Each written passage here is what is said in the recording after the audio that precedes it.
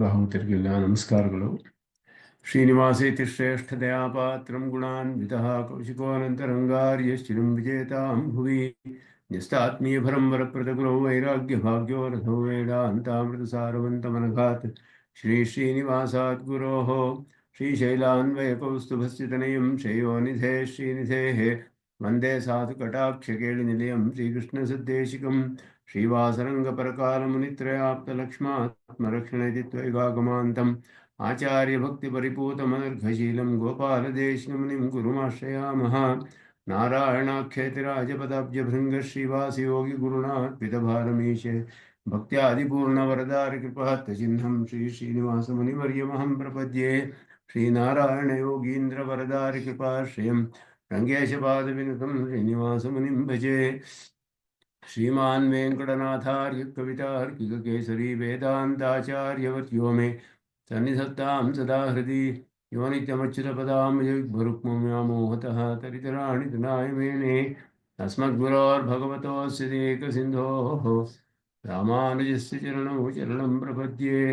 यतीन्द्रकृतभाष्यार्थाय व्याख्यानेन दर्शिताः परं सुदर्शनार्यं तं वन्दे कूरकुलाधिपम् वरदं विरदाद्रीशं श्रीनिधिं करुणानिधिं शरण्यं शरणं यामि प्रणतार्तिहरं हरिं वरदं विरदाद्रीशं कमलायादयितं दयानिधिं सकलार्थिजनार्थितप्रदं प्रणमामि प्रणतार्तिहारिणं कृत्वानवद्यं निगमान्तभाष्यं निराकृतं येन भयं श्रुतीनां प्रतारितानाम् अबहुश्रुतैः तं रामानुजं योगिनमाश्रयामः।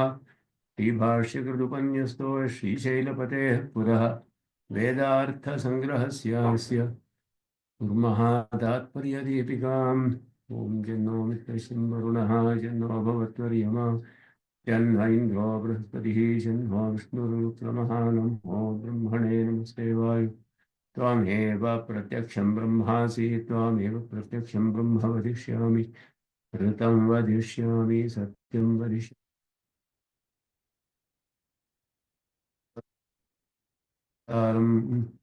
ओम शांति शांति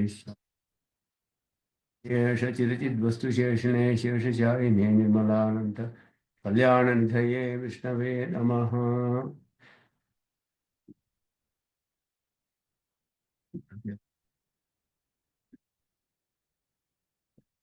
ಬಹಳ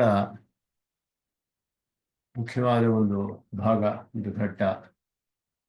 ಭಾಷೆಕಾರರು ಶ್ರುತಿಯಲ್ಲಿ ನೇರವಾಗಿ ಶ್ರುತಿ ವಾಕ್ಯಗಳನ್ನು ಉಪನಿಷತ್ ವಾಕ್ಯಗಳನ್ನು ಆರಿಸಿ ಯಾವ ಯಾವ ವಿಧವಾದ ಶ್ರುತಿ ವಾಕ್ಯಗಳು ಕಂಡು ಬರ್ತಾ ಇದೆ ಅದರಲ್ಲಿ ಪರಸ್ಪರವಾಗಿ ಸಾಮಾನ್ಯವಾಗಿ ನೇರವಾಗಿ ಅರ್ಥವನ್ನು ನೋಡಿದ್ರೆ ಪರಸ್ಪರ ವಿರೋಧ ಇರುವ ಹಾಗೆ ಕಂಡು ಬರುತ್ತೆ. ಆದರೆ ಶ್ರುತಿಯು ಪರಿಪೂರ್ಣವಾಗಿ ಸ್ವತಃ ಪ್ರಮಾಣವಾದ್ದರಿಂದ ಯಾವ ವಿರೋಧವೂ ಅದರಲ್ಲಿ ಇರೋದಕ್ಕೆ ಸಾಧ್ಯವೇ ಇಲ್ಲ. ಆ ರೀತಿ ವಿರೋಧವಿಲ್ಲದಂತೆ ನಾವು ಅದೇ ರೀತಿಯಲ್ಲಿ ಪ್ರಾಮಾಣಿಕವಾಗಿ ಬೇರೆ ಪ್ರಮಾಣಗಳು ಅದರಲ್ಲಿಯೇ ಶ್ರುತಿವಾಕ್ಯಗಳಲ್ಲಿಯೇ ಒಂದೊಂದು ವಿಧವಾದ ವಾಕ್ಯವನ್ನು ಕೂಡ ಸಮರ್ಥನೆ ಮಾಡೋಕ್ಕೆ ಮತ್ತು ಅದಕ್ಕೆ ನಾವು ಹೇಗೆ ಅರ್ಥ ಮಾಡ್ತೀವಿ ಅದನ್ನು ಸಮರ್ಥನೆ ಮಾಡುವುದಕ್ಕೂ ಕೂಡ ಬೇಕಾದಷ್ಟು ಪ್ರಮಾಣಗಳನ್ನು ತೋರಿಸ್ತಾರೆ. ಶ್ರುತಿಯ ಪ್ರಾಮಾಣ್ಯ ಸ್ಥಾಪನೆ ಮಾಡುವಾಗ ಸಾಮಾನ್ಯವಾಗಿ ಪ್ರಾಮಾಣ್ಯ ಸ್ಥಾಪನೆಯಲ್ಲಿ ಸಂವಾದ ಅನ್ನುವುದು ಒಂದು ಮುಖ್ಯವಾದ ವಿಷಯ. ನೈಯಾಯಿಕರು ಅವರೆಲ್ಲ ಹೇಳ್ತಾರೆ ಸಂವಾದ ಅಂದರೆ ಇದಕ್ಕೆ ಸಪೋರ್ಟಿಂಗ್ ಸ್ಟೇಟ್ಮೆಂಟ್ಸ್, ಸಮರ್ಥನೆ ಮಾಡುವಂತಹ ಇನ್ನೊಂದು ಪ್ರಮಾಣ, ಇದಕ್ಕೆ ಸರಿಸಮವಾದ ಇನ್ನೊಂದು ಪ್ರಮಾಣವಿರಬೇಕು. ಆ ಪ್ರಮಾಣದಲ್ಲಿ ಇದು ಸರಿ ಅಂತ ಇದನ್ನೇ ಮತ್ತೆ ಅಲ್ಲಿ ಹೇಳಿರಬೇಕು, ಆಗ ಅದನ್ನು ಒಪ್ಕೊಳ್ಳಬಹುದು. ಸಂವಾದ ಅನ್ನೋದು ಒಂದು ಮುಖ್ಯವಾದ ವಿಷಯ. ಕಾರಣ ಗುಣಗಳಿರಬೇಕು ಅಂತಾರೆ, ಸಂವಾದವಿರಬೇಕು ಅಂತಾರೆ, ಅರ್ಥಕ್ರಿಯಾಕಾರಿತ್ವ ಅಂತ 3 ವಿಷಯಗಳನ್ನು ಹೇಳ್ತಾರೆ. ಜೊತೆಗೆ ಇದು ಯಾವುದು ಬೇಕಾಗಿಲ್ಲ, ಸ್ವತಃ ಪ್ರಮಾಣವಾದದ್ದು ಅನ್ನೋದನ್ನು ಸ್ವಾಮಿ ದೇಶಿಕನ್ ಜೈಮಿನಿ ಸೂತ್ರದಲ್ಲಿಯೂ ಅದನ್ನು ಸ್ಥಾಪನೆ ಮಾಡಿರುವ ಹಾಗೆ ಇನ್ನು ವಿಸ್ತಾರವಾಗಿ ಸ್ಥಾಪನೆ ಮಾಡಿದ್ದಾರೆ. ಆ ಸಂವಾದ ಅಂತ ಹೇಳುವಾಗ ಶ್ರುತಿಯಲ್ಲಿಯೇ ತೋರಿಸ್ಬೋದು ಸಂವಾದವನ್ನು. ಬೇರೆ ಅತೀಂದ್ರಿಯವಾದ ಅರ್ಥಗಳನ್ನು ಉಪದೇಶಿಸೋಕ್ಕೆ ಬೇರೆ ಪ್ರಮಾಣಗಳು ನಮಗೆ ಸಿಗದೇ ಇರೋದ್ರಿಂದ ಶ್ರುತಿಯಲ್ಲಿಯೇ ಕೂಡ ಪರಸ್ಪರ ಈ ವಾಕ್ಯಗಳಿಗೆ ಸಮರ್ಥನೆಯನ್ನು ತೋರಿಸಿ ಎಲ್ಲಿಯೂ ವಿರೋಧವಿಲ್ಲದಂತೆ ಅರ್ಥ ಮಾಡೋದು. ಆಗ ಪೂರ್ಣವಾಗಿ ಎಲ್ಲ ವಿಧವಾದ ವಾಕ್ಯಗಳಿಗೂ ಕೂಡ ಸರಿಯಾದ ಅರ್ಥವನ್ನು ಸ್ವೀಕಾರ ಮಾಡಿ ಪೂರ್ಣವಾಗಿ ಶ್ರುತಿ ಪ್ರಾಮಾಣ್ಯವನ್ನು ಸ್ಥಾಪನೆ ಮಾಡಿದ ಹಾಗಾಗುತ್ತೆ, ಅದನ್ನು ಸ್ವೀಕಾರ ಮಾಡಿದ ಹಾಗಾಗುತ್ತೆ. ಅದನ್ನೇ ಇಲ್ಲಿ ಭಾಷಿಕಾರರು ಒಂದು ಮುಖ್ಯವಾದ ವಿಷಯ ನಮ್ಮ ಸಿದ್ಧಾಂತದಲ್ಲಿ ಎಲ್ಲ ಆಚಾರ್ಯರುಗಳು ಮಾಡಿರುವಂತಹ ಕೆಲಸ ಅಂದರೆ ಪೂರ್ವಾಚಾರ್ಯರ ಗ್ರಂಥಗಳನ್ನು, ಅವರ ಮಾತುಗಳು, ಆಚರಣೆಗಳು ಇದನ್ನೆಲ್ಲ ಪೂರ್ಣವಾಗಿ ಅನುಸರಿಸಿ ಅದಕ್ಕೆ ಅನುಗುಣವಾಗಿಯೇ ಮಾಡಿರುವಂಥದ್ದು. ಅದಕ್ಕೆ ಮೇಲೆ ಅದನ್ನು ಮತ್ತೆ ಮತ್ತೆ ವಿಚಾರ ಮಾಡಿ ದೃಢವಾಗಿ ಸ್ಥಾಪನೆ ಮಾಡಿರಬಹುದು. ಸ್ವಂತವಾದ ವಿಚಾರಗಳು, ಸ್ವಂತವಾದ ಒಂದು ದೃಷ್ಟಿಯಿಂದ, ತಮ್ಮ ಸ್ವಂತ ದೃಷ್ಟಿಯಿಂದ ಅವರು ಅದನ್ನು ಇನ್ನೂ ವಿಸ್ತಾರವಾಗಿ, ಇನ್ನೂ ನಮಗೆ ಕಾಲಕ್ಕೆ ಸರಿಯಾಗಿ ತಿಳಿಯುವ ಹಾಗೆ ಬೇರೆ ಬೇರೆ ರೀತಿಯಲ್ಲಿ ಸಮರ್ಥನೆ ಮಾಡಿ ಪ್ರತಿಪಾದನೆ ಮಾಡಿರಬಹುದು. ಆದರೆ ವಿಷಯಗಳೆಲ್ಲವೂ ಆಚಾರ್ಯರು, ಪೂರ್ವಾಚಾರ್ಯರು ಹೇಳಿದ ಗ್ರಂಥಗಳಿಂದಲೇ ತೆಗೆದುಕೊಳ್ತಾರೆ.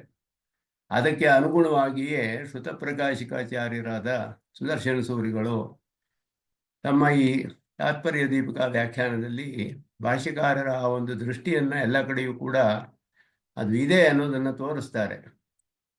ಇಲ್ಲಿಯೂ ಹಾಗೆಯೇ ಈಗ ಅನೇಕ ಶ್ರುತಿ ವಾಕ್ಯಗಳನ್ನು ಭಾಷ್ಯಕಾರರು ತೆಗೆದು ಈ ಶ್ರುತಿಗಳೆಲ್ಲ ಬೇರೆ ಬೇರೆ ರೀತಿಯಲ್ಲಿ ಹೇಳ್ತಾ ಇದೆ. ಒಂದು ಶ್ರುತಿ ಅಭೇದ, ಒಂದು ಶ್ರುತಿಗಳು ಭೇದವನ್ನು ಹೇಳುತ್ತೆ, ಕೆಲವು ಶ್ರುತಿಗಳು ಶರೀರ ಆತ್ಮಭಾವವನ್ನು ಹೇಳುತ್ತೆ, ಕೆಲವು ಶ್ರುತಿಗಳು ಬರೀ ಜ್ಞಾನ ಅಂತಲೇ ಹೇಳುತ್ತೆ, ಗುಣವೂ ಹೇಳೋದಿಲ್ಲ, ಬರೀ ವಿಜ್ಞಾನಂ ಬ್ರಹ್ಮ ಮೊದಲಾದಾಗಿ ಹೇಳುತ್ತೆ, ಸ್ವರೂಪವನ್ನು ಮಾತ್ರ ತಿಳಿಸುವ ಶ್ರುತಿಗಳಿದೆ. ಈ ರೀತಿ ಅನೇಕ ವಿಧವಾದ ಶ್ರುತಿಗಳಿದೆ. ಭೇದ ನಿಷೇಧ ಮಾಡುವ ಶ್ರುತಿ ಇದೆ. ಭೇದವನ್ನು ತಿಳಿದ್ರೇನೆ, ಹಾಗೆ ಉಪಾಸನೆ ಮಾಡಿದ್ರೇನೆ ಮೋಕ್ಷ ಅಂತ ಹೇಳುವ ಶ್ರುತಿಗಳಿದೆ. ಇದೆಲ್ಲಕ್ಕೂ ಕೂಡ ಪರಸ್ಪರ ವಿರೋಧವಿಲ್ಲದೆ ಇರುವ ಹಾಗೆ ಮತ್ತೆ ಮುಖ್ಯ ಅರ್ಥವನ್ನು ಬಿಡದೆ ಅರ್ಥ ಮಾಡಬೇಕು. ಇದೆರಡು ತುಂಬ ಕಷ್ಟವಾದ ವಿಷಯಗಳು. ಎರಡನ್ನೂ ಕೂಡ ಸ್ವೀಕಾರ ಮಾಡಿದ್ರೇನೆ ಪ್ರಾಮಾಣಿಕವಾದ ದರ್ಶನವಾಗುತ್ತೆ. ಅದನ್ನು ಭಾಷ್ಯಕಾರರು ಇಲ್ಲಿ ಹೇಳ್ತಿದ್ದಾರೆ. ನಾನಾ ರೂಪಾಣಾಂ ವಾಕ್ಯಾನಾಂ ಅವಿರೋಧ ಮುಖ್ಯ ಅರ್ಥ ಪರಿತ್ಯಾಗಶ್ಚ ಯಥಾ ಸಂಭವತಿ ಅಂತ ಹೇಳಿದ್ರು. ಈ ವಾಕ್ಯಗಳಿಗೆ ವಿರೋಧವಿಲ್ಲದೆ ಇರೋದು ಮತ್ತೆ ಮುಖ್ಯ ಅರ್ಥ ಅಪರಿತ್ಯಾಗಶ್ಚ ಯಥಾ ಸಂಭವತಿ. ನಾನಾ ರೂಪಾಣಾಂ ವಾಕ್ಯಾನಾಂ ವಿರೋಧ ಮುಖ್ಯ ಅರ್ಥ ಅಪರಿತ್ಯಾಗಶ್ಚ. ಮುಖ್ಯ ಅರ್ಥವನ್ನು ಬಿಡದೇ ಇರೋದು, ನಾನಾ ರೂಪವಾದ ವಾಕ್ಯಗಳಿಗೆ ವಿರೋಧವಿಲ್ಲದೆ ಇರೋದು. ಇದೆರಡೂ ಕೂಡ ಹೇಗೆ ಸಂಭವವಾಗುತ್ತೋ ಹಾಗೆ ವರ್ಣನೆ ಮಾಡಬೇಕು. ಆಗಲೇ ಪ್ರಾಮಾಣಿಕವಾದ ದರ್ಶನ ಅಂತ ಹೇಳ್ಬೋದು. ಅದಕ್ಕೆ ಭಾಷಿಕಾರರು ಒಂದು ಮಾತು ಹೇಳಿದ್ರು, ವರ್ಣಿತಂಚ ಅಂತ ಹೇಳಿದ್ರು. ವರ್ಣಿತಂಚ ಅಂತ ಹೇಳಿದ್ರೆ ಯಾರು ವರ್ಣನೆ ಮಾಡಿದ್ದಾರೆ? ವರ್ಣನೆ ಮಾಡಲ್ಪಟ್ಟಿದೆ ಭಾಷಿಕಾರರ ಅಭಿಪ್ರಾಯದಲ್ಲಿ ನಮ್ಮ ಆಚಾರ್ಯರುಗಳಿಂದ ಅಂತ ಅರ್ಥ. ಅದನ್ನು ತಾತ್ಪರ್ಯ ದೀಪಿಕೆಯಲ್ಲಿ ತೋರಿಸ್ತಾರೆ. ಇಲ್ಲಿ ಬಹಳ ಸ್ವಾರಸ್ಯವಾದ ವಿಷಯ ಇದು. ಭಾಷ್ಯಕಾರರ ಹೃದಯವನ್ನು ತಿಳಿದಿದ್ದ ಸುದರ್ಶನ ಸೂರಿಗಳು ಹೇಳುವಂತಹ ವಿಷಯ ಇದು. ಹೇಗೆ ವಿರೋಧವಿಲ್ಲದೆ ಮುಖ್ಯಾರ್ಥವು ಬಿಡದೇ ಇರುವ ಹಾಗೆ ಮಾಡಬೇಕು ಅಂತ ಹೇಳಿದ್ರೆ ಹಾಗೆಯೇ ಮಾಡಲ್ಪಟ್ಟಿದೆ ಅಂತ ಹೇಳಿದ್ರು. ವರ್ಣಿತಂಚ ಅಂತ ಹೇಳಿದ್ರು. ಅದು ಹೇಗೆ, ಯಾರು ವರ್ಣನೆ ಮಾಡಿರೋದು? ನ ಅಸ್ಮಾಭಿ ಸ್ವಬುದ್ಧಿಯ ಅರ್ಥಸ್ಥಿತಿ ಉತ್ಪ್ರೇಕ್ಷತೆ. ನನ್ನ ಸ್ವಂತ ಬುದ್ಧಿಯಿಂದ ಅರ್ಥಗಳನ್ನೆಲ್ಲ ನಾನು ಉತ್ಪ್ರೇಕ್ಷೆ ಮಾಡಿ ಹೇಳಿಲ್ಲ. ಇದನ್ನೆಲ್ಲ ಎಕ್ಸಾಜರೇಷನ್ ಅನ್ನೋದು. ಉತ್ಪ್ರೇಕ್ಷೆ ಅಂದರೆ 1ಕ್ಕೆ 10ರಷ್ಟು ಹೆಚ್ಚು ಮಾಡಿ ಹೇಳುವಂಥದ್ದು. ಆ ರೀತಿ ಮಾಡ್ತಾ ಇಲ್ಲ ನಾನು. ನನ್ನ ಸ್ವಂತ ಬುದ್ಧಿಯಿಂದ ಈ ಅರ್ಥಗಳನ್ನೆಲ್ಲ ಉತ್ಪ್ರೇಕ್ಷೆ ಮಾಡಿ ಹೇಳ್ತಾ ಇಲ್ಲ. ನ ಅಸ್ಮಾಭಿ ಸ್ವಬುದ್ಧಿಯ ಅರ್ಥಸ್ಥಿತಿ ಉತ್ಪ್ರೇಕ್ಷತೆ. ಶ್ರೀಭಾಷ್ಯದಲ್ಲಿ ಆರಂಭದಲ್ಲಿಯೋ, ವೇದಾಂತ ದೀಪ ಆರಂಭದಲ್ಲಿಯೋ, ಎಲ್ಲದರಲ್ಲಿಯೂ ಪೂರ್ವಾಚಾರ್ಯರು ತೋರಿಸಿದ ಮಾರ್ಗದಲ್ಲಿಯೇ ಸೂತ್ರಗಳ ಅರ್ಥವನ್ನು ನಾನು ಮಾಡ್ತಾ ಇದ್ದೇನೆ ಅಂತ ಪ್ರತಿಜ್ಞೆ ಮಾಡ್ತಾರೆ ಭಾಷಿಕರು. ತದಾದಿಷ್ಟೇನ ಪಥ ಸೂತ್ರಾಕ್ಷರಾಣಿ ವ್ಯಾಖ್ಯಾಸ್ಯಂತೆ. ನಮ್ಮ ಆಚಾರ್ಯರುಗಳು ಎಲ್ಲ ಬರೆದಿದ್ದ ಮಾರ್ಗದಲ್ಲಿ ಹೇಳ್ತಾ ಇದ್ದೀನಿ ಅಂತ. ಅದೇ ಅಭಿಪ್ರಾಯವನ್ನು ಇಲ್ಲಿಯೂ ಭಾಷಿಕಾರರ ಮಾತಿನಲ್ಲಿ ವರ್ಣಿತಂಚ ಅಂತ ಹೇಳಿದ್ರು ಭಾಷಿಕಾರರು. ಹೇಗೆ ಅಂದರೆ ನನ್ನ ಬುದ್ಧಿಯಿಂದ, ಸ್ವಂತ ಬುದ್ಧಿಯಿಂದ ಮಾಡ್ತಿಲ್ಲ, ಆದರೆ ಪೂರ್ವಾಚಾರ್ಯರೇವ ಉಪದಿಷ್ಟ, ನಮ್ಮ ಪೂರ್ವಾಚಾರ್ಯರಿಂದಲೇ ಉಪದೇಶಿಸಲ್ಪಟ್ಟಿದೆ. ಗ್ರಂಥ ನಿಬದ್ಧಶ್ಚ ಅರ್ಥ ಉಚ್ಯತೆ ಇತಿ ಭಾವ. ಆದ್ದರಿಂದ ಇವರು ಗ್ರಂಥದ ಮೂಲಕವಾಗಿಯೂ ಬರೆದು ನಮಗೆ ತಿಳಿಸಿದ್ದಾರೆ. ಉಪದೇಶವನ್ನು ಮಾಡಿರೋದು ಉಪದೇಶ ಪರಂಪರೆಯಲ್ಲೂ ಬಂದಿದೆ, ಗ್ರಂಥಗಳ ಮೂಲಕವೂ ಬಂದಿದೆ. ಎರಡು ಮಾರ್ಗದಲ್ಲಿಯೂ ಬಂದಿರುವಂತಹ ವಿಷಯಗಳನ್ನು ನಾನು ಬೋಧಾಯನರು ಮೊದಲಾದ ವೃತ್ತಿಯೆಲ್ಲ ಗ್ರಂಥದ ಮೂಲಕವೇ ಸಿಕ್ಕಿರೋದು ಇವರಿಗೆ. ಯಾವನರ ಅರ್ಥಗಳು ಅವರು ಉಪದೇಶ ಮಾಡಿದ ಪರವಾಗಿ ಅವರ ಮಹಾಪೂರ್ಣರು ಮೊದಲಾದವರ ಮೂಲಕ ಸಿಕ್ತು. ಭಾಷೆಕಾರರಿಗೆ ನೇರವಾಗಿ ಉಪದೇಶ ಪರಂಪರೆಯಲ್ಲಿಯೇ ಸಿಕ್ತು, ಗ್ರಂಥದ ರೂಪದಲ್ಲಿಯೂ ಸಿಕ್ಕಿದೆ. ಎರಡು ವಿಧದಲ್ಲಿಯೂ ನಮಗೆ ಸಿಕ್ಕಿರುವ ವಿಷಯಗಳನ್ನು ನಾನು ಇಲ್ಲಿ ತಿಳಿಸ್ತಾ ಇದ್ದೀನಿ. ಅದು ನಮ್ಮ ಆಚಾರ್ಯರು ಮಾಡಿರುವ ಕೆಲಸವೇ. ಅದರಿಂದ ತತ್ರ ಸರ್ವಶ್ರುತೀನಾಂ ಪರಸ್ಪರ ವಿರೋಧಂ ಮುಖ್ಯಾರ್ಥತ್ವಂಚ ದರ್ಶಯನ್. ಈ ಎಲ್ಲ ಶ್ರುತಿಗಳಿಗೂ ವಿರೋಧವೂ ಇಲ್ಲ, ಮುಖ್ಯಾರ್ಥತ್ವವೂ ಹೇಳಲ್ಪಟ್ಟಿದೆ. ಅದನ್ನ ತೋರಿಸ್ತಾರೆ ಈಗ. ಅವಿಕಾರ ಶ್ರುತಿ ಮುಖ್ಯಾರ್ಥತ್ವಂ ದರ್ಶಯತಿ ಅವಿಕಾರ ಇತಿ. ಮೊದಲು ಹೇಳುವಾಗ ಅವಿಕಾರ ಶ್ರುತಿಗಳನ್ನು ತಿಳಿಸ್ತಾರೆ. ಬ್ರಹ್ಮನ ಜಗತ್ಕಾರಣವನ್ನು ಸ್ಥಾಪನೆ ಮಾಡಬೇಕಾದರೆ ಪರಮಾತ್ಮನಿಗೆ ಉಪಾದಾನ ಕಾರಣ, ನಿಮಿತ್ತ ಕಾರಣ ಎರಡೂ ಹೇಳಬೇಕು. ಹಾಗೆಯೇ ಏಕ ಜಗತ್ಕಾರಣತ್ವ, ಏಕೈಕ ಜಗತ್ಕಾರಣತ್ವ ನಾವು ಸ್ಥಾಪನೆ ಮಾಡ್ಬೋದು. ಅಂತಹ ಒಂದು ದೇವತೆಯನ್ನೇ ಧ್ಯಾನ ಮಾಡಿಯೇ ಮೋಕ್ಷ ಸಾಧ್ಯ ಅಂತ ಹೇಳಲ್ಪಟ್ಟಿದೆ ಶ್ರುತಿಯಲ್ಲಿ. ಆದ್ದರಿಂದ ಉಪಾದಾನ ಕಾರಣವಾದರೆ ವಿಕಾರವಾಗಿಬಿಡುತ್ತೆ, ಲೋಕದಲ್ಲಿ ವಿಕಾರ ಕಂಡು ಬರುತ್ತಲ್ಲ. ಆದ್ದರಿಂದ ಅವಿಕಾರ ಶ್ರುತಿಗಳು ಬಹಳ ಪ್ರಧಾನ. ಪರಮಾತ್ಮನಿಗೆ ಯಾವ ವಿಕಾರವೂ ಇಲ್ಲ ಅನ್ನೋದನ್ನೇ ಹೇಳಬೇಕು. ಅವಿಕಾರವಿಲ್ಲ ಅಂತ ಶ್ರುತಿ ಹೇಳುತ್ತೆ ಅಷ್ಟೇ. ಅವಿಕಾರವಿಲ್ಲ ಅನ್ನೋದು ಯಾವ ಅರ್ಥದಲ್ಲಿ ಶ್ರುತಿ ಹೇಳಿದೆ, ಮಿಕ್ಕ ಶ್ರುತಿಗಳಿಗೆ ವಿರೋಧವಿಲ್ಲದೆ ಹೇಗೆ ಮಾಡಬೇಕು ಅಂದರೆ ಅವಿಕಾರ ಶ್ರುತೆಯ ಸ್ವರೂಪ ಪರಿಣಾಮ ಪರಿಹಾರ ದೇವ ಮುಖ್ಯಾರ್ಥ ಅಂದರು. ಸ್ವರೂಪದಲ್ಲಿ ಪರಿಣಾಮವಿಲ್ಲ ಅಂತ ಹೇಳಿದ್ರೆ ಮುಖ್ಯಾರ್ಥವನ್ನು ಸ್ವೀಕಾರ ಮಾಡಿದಾಗ ಆಗುತ್ತೆ. ಬ್ರಹ್ಮನ ಸ್ವರೂಪದಲ್ಲಿ ಯಾವ ಪರಿಣಾಮವೂ ಇಲ್ಲ, ಆದ್ದರಿಂದ ಅವಿಕಾರಿ ಅಂತ ಹೇಳ್ಬೋದು. ಬ್ರಹ್ಮನಿಗೆ ಸ್ವರೂಪದಲ್ಲಿ ಅಂದರೆ ರೂಪ ಸ್ವಭಾವ ಎರಡು ಸೇರಿದೆ. ಪರಮಾತ್ಮನ ವಿಷಯದಲ್ಲಿ ಅವನಿಗೆ ಯಾವ ವಿಕಾರವೂ ಇಲ್ಲ. ಆದರೆ ಪರಮಾತ್ಮನಿಗೂ ಅವಸ್ಥಾಂತರಾಪತ್ತಿ ಇದೆ ಅಂತ ಹೇಳಿದ್ರು. ವಿಶಿಷ್ಟ ರೂಪದಲ್ಲಿ ಅವಸ್ಥಾಂತರಾಪತ್ತಿ ಇದೆ. ಕಾರ್ಯ ಆಗೋದು ಅಂದರೆ ಬಹುಶ್ಯಾಮ್ ಅಂದ್ಬಿಟ್ರೆ ಅನೇಕವಾಗ್ತೀನಿ ಅಂದರೆ ನಾನು ಕಾರ್ಯವಾಗ್ತೀನಿ ಅಂತ ಅರ್ಥ.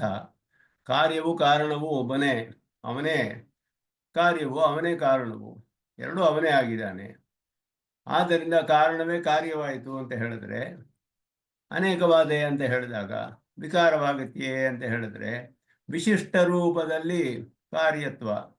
ಆದ್ದರಿಂದ ವಿಶೇಷಣಾಂಶದಲ್ಲಿ ಅವನಿಗೆ ಅಲ್ಲಿ ವಿಕಾರ ಉಂಟಾಗತ್ಯೆ ಹೊರತು ವಿಶೇಷ್ಯವಾದ ಪರಮಾತ್ಮನ ಅಂಶದಲ್ಲಿ ಯಾವ ವಿಕಾರವೂ ಇಲ್ಲ.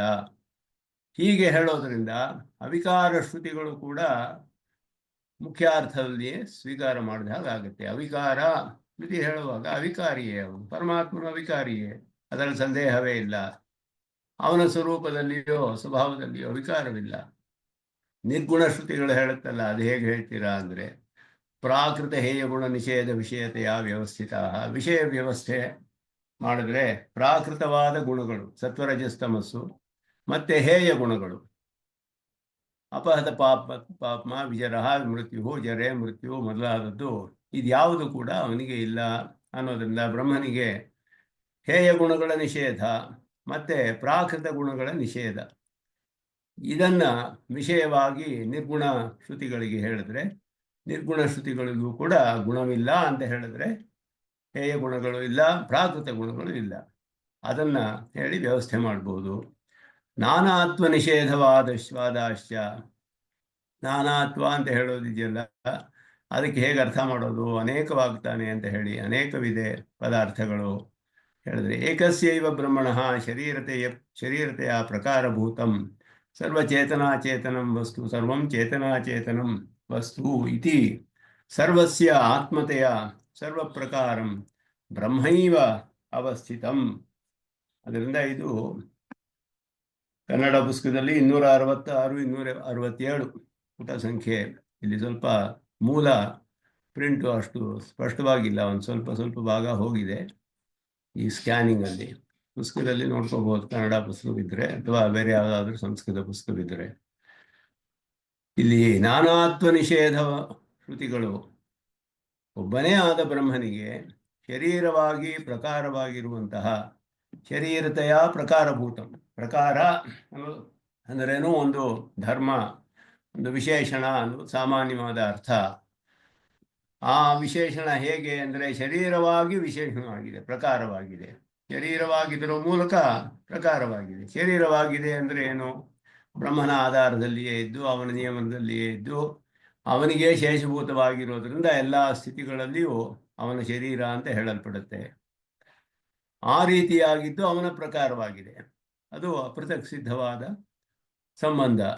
ಆದ್ದರಿಂದ ಸರ್ವಂ ಚೇತನಾಚೇತನಂ ವಸ್ತು ಇತಿ ಸರ್ವಸ್ಯ ಆತ್ಮತೆಯ ಸರ್ವಪ್ರಕಾರಂ ಬ್ರಹ್ಮೈವ ಅವಸ್ಥಿತಮಿತಿ ಸುರಕ್ಷಿತಾಃ. ಎಲ್ಲಕ್ಕೂ ಆತ್ಮನಾಗಿ ಎಲ್ಲವನ್ನೂ ತನ್ನ ಪ್ರಕಾರವಾಗಿ ಉಳ್ಳ ಬ್ರಹ್ಮ ಒಂದೇ ಇರೋದ್ರಿಂದ ನಾನಾತ್ವ ನಿಷೇಧ. ಒಬ್ಬನೇ ಇದ್ದಾನೆ ಬ್ರಹ್ಮ ಅಂತ ಹೇಳಿದ್ರೆ ಹೇಗೆ ಅಂದರೆ ನಾನಾತ್ವವು ನಿಷೇಧಿಸಲ್ಪಟ್ಟಿದೆ.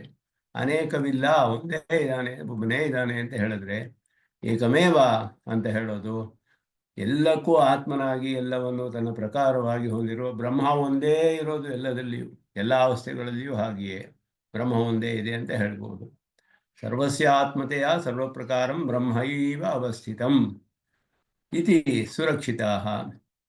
ಸರ್ವವಿಲಕ್ಷಣತ್ವ ಪತಿತ್ವ ಈಶ್ವರತ್ವ ಕಲ್ಯಾಣ ಗುಣಾಕರತ್ವ ಸತ್ಯಕಾಮತ್ವ ಸತ್ಯಸಂಕಲ್ಪತ್ವಾದಿ ವಾಕ್ಯಂ ತದಭ್ಯುಪಗಮಾದೇವ ಸುರಕ್ಷಿತಂ ಅಂದರು. ಈ ರೀತಿ ಬ್ರಹ್ಮನಿಗೆ ಎಲ್ಲಕ್ಕಿಂತ ವಿಲಕ್ಷಣನಾದವನು ಬ್ರಹ್ಮ, ಪತಿಂ ವಿಶ್ವಸ್ಯ ಎಲ್ಲಕ್ಕೂ ಪತಿಯಾದವನು, ಈಶ್ವರನಾದವನು, ಕಲ್ಯಾಣ ಗುಣಾಕರನಾದವನು, ಸತ್ಯಕಾಮತ್ವಾದಿ ಗುಣಗಳಿದೆ, ಸತ್ಯ ಸಂಕಲ್ಪತ್ವ ಮೊದಲಾದ ಗುಣಗಳಿದೆ. ಈ ವಾಕ್ಯಗಳೆಲ್ಲ ಆ ವಾಕ್ಯಗಳು ಹೇಗಿದೆಯೋ ಹಾಗೆ ಪೂರ್ಣವಾಗಿ ಒಪ್ಕೊಂಡ್ಬಿಟ್ಟಿದ್ದೀವಿ. ತದಭ್ಯುಪಗಮಾದೇವ, ಅದನ್ನು ಒಪ್ಕೊಂಡಿರೋದ್ರಿಂದಲೇ ಅದು ಅಭ್ಯುಪಗಮ ಸಿದ್ಧಾಂತ ಅಂತ ನಾವು ಒಪ್ಕೊಂಡಿದ್ದೀವಿ. ಇದನ್ನು ನಮ್ಮ ಸಿದ್ಧಾಂತದಲ್ಲಿ ಎಲ್ಲ ಕಲ್ಯಾಣ ಗುಣಗಳು ಇದೆ ಪರಮಾತ್ಮನಿಗೆ. ಸಕಲ ವಿಲಕ್ಷಣತ್ವನಾಗಿದ್ದಾನೆ, ಪತಿಯಾಗಿದ್ದಾನೆ, ಈಶ್ವರನಾಗಿದ್ದಾನೆ. ಇದು ಹೇಗಿದೆಯೋ ಹಾಗೆ ಒಪ್ಕೊಂಡಿದ್ದೀವಿ ನಾವು. ಶ್ರುತಿಯ ಪ್ರಮಾಣವೇ ಇದೆ, ನೇರವಾಗಿ ಶ್ರುತಿಯೇ ಹೇಳಿದೆ. ಅದನ್ನು ನಾವು ಪೂರ್ಣವಾಗಿ ಅಂಗೀಕಾರ ಮಾಡಿದ್ದೀವಿ. ಆದ್ದರಿಂದ ಅದರಲ್ಲಿ ಯಾವ ವಿರೋಧವೂ ಇಲ್ಲ, ಸುರಕ್ಷಿತವಾಗಿದೆ ಆ ವಾಕ್ಯಗಳೆಲ್ಲ. ಜ್ಞಾನ ಆನಂದ ಮಾತ್ರ ಆದಿಚ. ಇದರಲ್ಲಿ ಸ್ವಲ್ಪ ಇದನ್ನು ಹೇಗೆ ಅರ್ಥ ಮಾಡ್ತೀರಾ? ಕೇವಲ ಆನಂದೋ ಬ್ರಹ್ಮ ಅಂತ ಹೇಳಿದ್ರೆ ಬರೀ ಆನಂದ ಅಷ್ಟೇ ಬ್ರಹ್ಮವೇ ಅಂತ ಹೇಳಿದ್ರೆ ಏನರ್ಥ? ವಿಜ್ಞಾನಂ ಬ್ರಹ್ಮ ಪ್ರಜ್ಞಾನ ಘನ ಏವ. ಇದಕ್ಕೆಲ್ಲ ಹೇಗೆ ಅರ್ಥ ಮಾಡೋದು? ಅವನ ಸ್ವರೂಪವನ್ನು ತಿಳಿಸುತ್ತೆ. ಅವನಿಗೆ ಯಾವ ಧರ್ಮವೂ ಇಲ್ಲ ಅಂತ ಹೇಳಲಿಲ್ಲ. ಆ ಆನಂದೋ ಬ್ರಹ್ಮ ಅನ್ನೋದು ಅವನಿಗೆ ಆನಂದ ಇತೃತ್ವವೂ ಇದೆ ಅಂತ ಹೇಳುತ್ತೆ. ಅವನನ್ನು ಸೇರಿಯೇ ಇವನು ಆನಂದೀ ಆಗ್ತಾನೆ ಅಂತ ಹೇಳಿದೆ. ಆದ್ದರಿಂದ ಅವನು ಇವನಿಗೆ ಆನಂದವನ್ನು ಉಂಟು ಮಾಡಬೇಕಾದ್ರೆ ಅವನಿಗೆ ಗುಣಗಳಿಲ್ಲದೆ ಹೇಗೆ ಸಾಧ್ಯ? ಬರೀ ಸ್ವರೂಪವಲ್ಲ. ಆನಂದೋ ಬ್ರಹ್ಮ ಅಂದರೆ ಅವನ ಸ್ವರೂಪದ ವಿಷಯವನ್ನು ಹೇಳ್ತಾ ಇದೆಯೇ ಹೊರತು ಧರ್ಮಗಳನ್ನು ಅಲ್ಲಿ ಹೇಳಲಿಲ್ಲ. ಶ್ರುತಿ ಎಲ್ಲ ಕಡೆಯೂ ಎಲ್ಲ ಹೇಳಬೇಕು ಅನ್ನೋ ನಿಯಮವಿಲ್ಲ. ಆದ್ದರಿಂದ ಸರ್ವಸ್ಮಾದ ಅನ್ಯಸ್ಯ ಸರ್ವ ಕಲ್ಯಾಣ ಗುಣಾಶ್ರಯಸ್ಯ ಸರ್ವೇಶ್ವರಸ್ಯ ಸವಿಶೇಷಣಃ ಸರ್ವಾಧಾರಸ್ಯ ಸರ್ವೋತ್ಪತ್ತಿ ಸ್ಥಿತಿ ಪ್ರಲಯ ಹೇತುಭೂತಸ್ಯ ನಿರವಧ್ಯಸ್ಯ ನಿರ್ವಿಕಾರಸ್ಯ ಸರ್ವಾತ್ಮಭೂತಸ್ಯ ಪರಸ್ಯ ಬ್ರಹ್ಮಣಃ ಸ್ವರೂಪ ನಿರೂಪಕ ಧರ್ಮ ಮಲ ಪ್ರತ್ಯನೀಕ ಆನಂದ ರೂಪ ಜ್ಞಾನಮೇವ ಇತಿ ಸ್ವಪ್ರಕಾಶತೆಯ ಸ್ವರೂಪಮಪಿ ಜ್ಞಾನಮೇವ ಇತಿ ಚ ಪ್ರತಿಪಾದನಾತ್ ಅನುಪಾಲಿತಂ. ಇದರಿಂದ ಜ್ಞಾನ ಆನಂದೋ ಬ್ರಹ್ಮ ಪ್ರಜ್ಞಾನಘನ ಏವ ಅಂತ ಹೇಳಿದ್ರೆ ಪ್ರಜ್ಞಾನಘನ ಏವ ಬ್ರಹ್ಮ. ಯಾವ ಬ್ರಹ್ಮ ಅಂತ ಅಲ್ಲಿ ಹೇಳಿದ್ರೆ ಇದು ಅವನ ಸ್ವರೂಪ ನಿರೂಪಕ ಧರ್ಮ. ಆನಂದೋ ಬ್ರಹ್ಮ. ಬ್ರಹ್ಮ ಯಾರು? ಆನಂದ ಸ್ವರೂಪವನ್ನುಳ್ಳ ಬ್ರಹ್ಮ ಯಾರು ಅಂದರೆ ಆ ಬ್ರಹ್ಮನ ವಿಶೇಷಣಗಳೆಲ್ಲ ಬೇಕಾದಷ್ಟು ಶ್ರುತಿ ಹೇಳಿದೆ.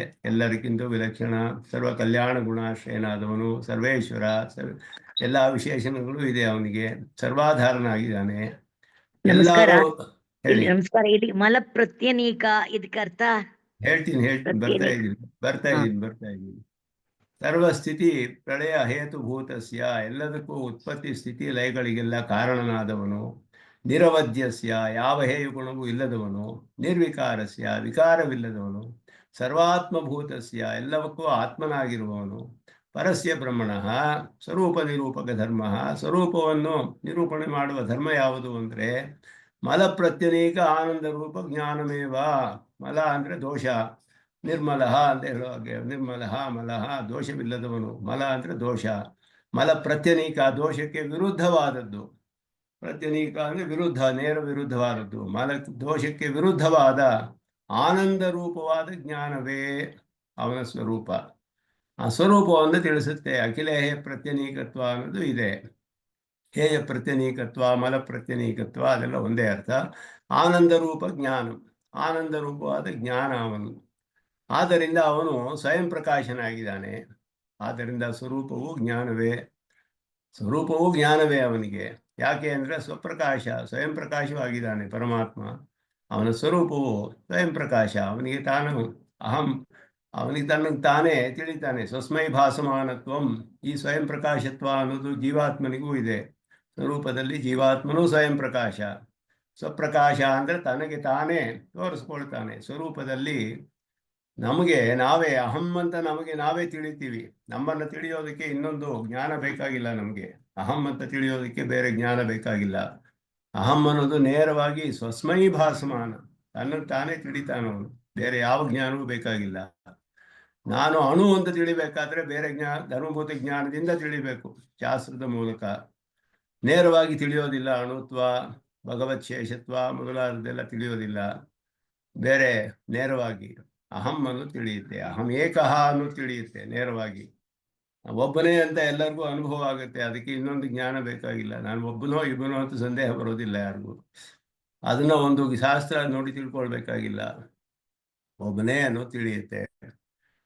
ಅದು ಸ್ವಪ್ರಕಾಶತ್ವ ಅಂತ ಹೇಳುವಂತಹದ್ದು. ಇದು ಪರಮಾತ್ಮನ ಸ್ವರೂಪ. ಅದರಿಂದ ಇದು ಸ್ವರೂಪ ನಿರೂಪಕ ಧರ್ಮವನ್ನು ತಿಳಿಸುವಂತಹ ವಾಕ್ಯ. ಕೆಲವು ವಾಕ್ಯಗಳು ಕೇವಲ ಸ್ವರೂಪ ನಿರೂಪಕವನ್ನು ಮಾತ್ರ, ಸ್ವರೂಪ ಧರ್ಮಗಳನ್ನು ಮಾತ್ರ ತಿಳಿಸುತ್ತೆ. ಆನಂದೋ ಬ್ರಹ್ಮ ಅನ್ನೋದು ಸ್ವರೂಪ ನಿರೂಪಕ ಧರ್ಮ ತಿಳಿಸುವಂತಹ ವಾಕ್ಯ. ಆ ಬ್ರಹ್ಮನ ಸ್ವರೂಪ, ಇಂತಹ ಸ್ವರೂಪವುಳ್ಳ ಆನಂದ ಸ್ವರೂಪವುಳ್ಳ ಬ್ರಹ್ಮ ಯಾರು ಅಂತ ಹೇಳಿದ್ರೆ ನಿರ್ವಿಕಾರ, ನಿರವಧ್ಯ, ಅಖಿಲೇಯ ಸರ್ವಾತ್ಮಭೂತನಾದವನು, ಎಲ್ಲ ಸೃಷ್ಟಿ ಸ್ಥಿತಿ ಲಯಗಳಿಗೆ ಕಾರಣನಾದವನು, ಪರಬ್ರಹ್ಮನಾದವನು. ಹೀಗೆ ಎಲ್ಲ ವಿಶೇಷಣಗಳನ್ನು ಉಳ್ಳ ಬ್ರಹ್ಮನ ಸ್ವರೂಪ ಆನಂದ, ಜ್ಞಾನ ಮೊದಲಾದಂತೆ ಹೇಳ್ತಿದೆ. ಆನಂದ ರೂಪವಾದ ಜ್ಞಾನ ಅಂದರೆ ಅನುಕೂಲವಾಗಿದೆ ಅಂತ ಅರ್ಥ. ಅನುಕೂಲವಾಗಿರುವಂತಹದ್ದು. ಅಂತಹ ಜ್ಞಾನ ಸ್ವರೂಪ ಅವನದು ಅನ್ನೋದನ್ನು ತಿಳಿಸುತ್ತೆ. ಆದ್ದರಿಂದ ಸ್ವಯಂ ಪ್ರಕಾಶವಾದ್ದರಿಂದ ಅವನ ಸ್ವರೂಪ ಜ್ಞಾನವೇ ಆಗಿದೆ. ಜ್ಞಾನವೇವ ಪ್ರಜ್ಞಾನಗಣ ಏವ ಅಂತ ಹೇಳಿದ್ರೆ ಸ್ವಯಂ ಪ್ರಕಾಶವಾದದ್ದು ಅಂತ ಅರ್ಥ. ಅದನ್ನ ಆ ವಾಕ್ಯವು ಕೂಡ ಸ್ವೀಕಾರ ಮಾಡಿದ ಹಾಗಾಯಿತು. ಐಕ್ಯವಾದಗಳು ಹೇಗೆ ಅಂದರೆ ಶರೀರಾತ್ಮಭಾವೇನ ಸಾಮಾನಾಧಿಕರಣ್ಯ ಮುಖ್ಯಾರ್ಥದ ಉಪಪಾದನಾದೇವ ಸುಸ್ಥಿತಾ. ಸಾಮಾನಾಧಿಕರಣದಿಂದ, ಶರೀರಾತ್ಮಭಾವದಿಂದ ಐಕ್ಯವಾದವು.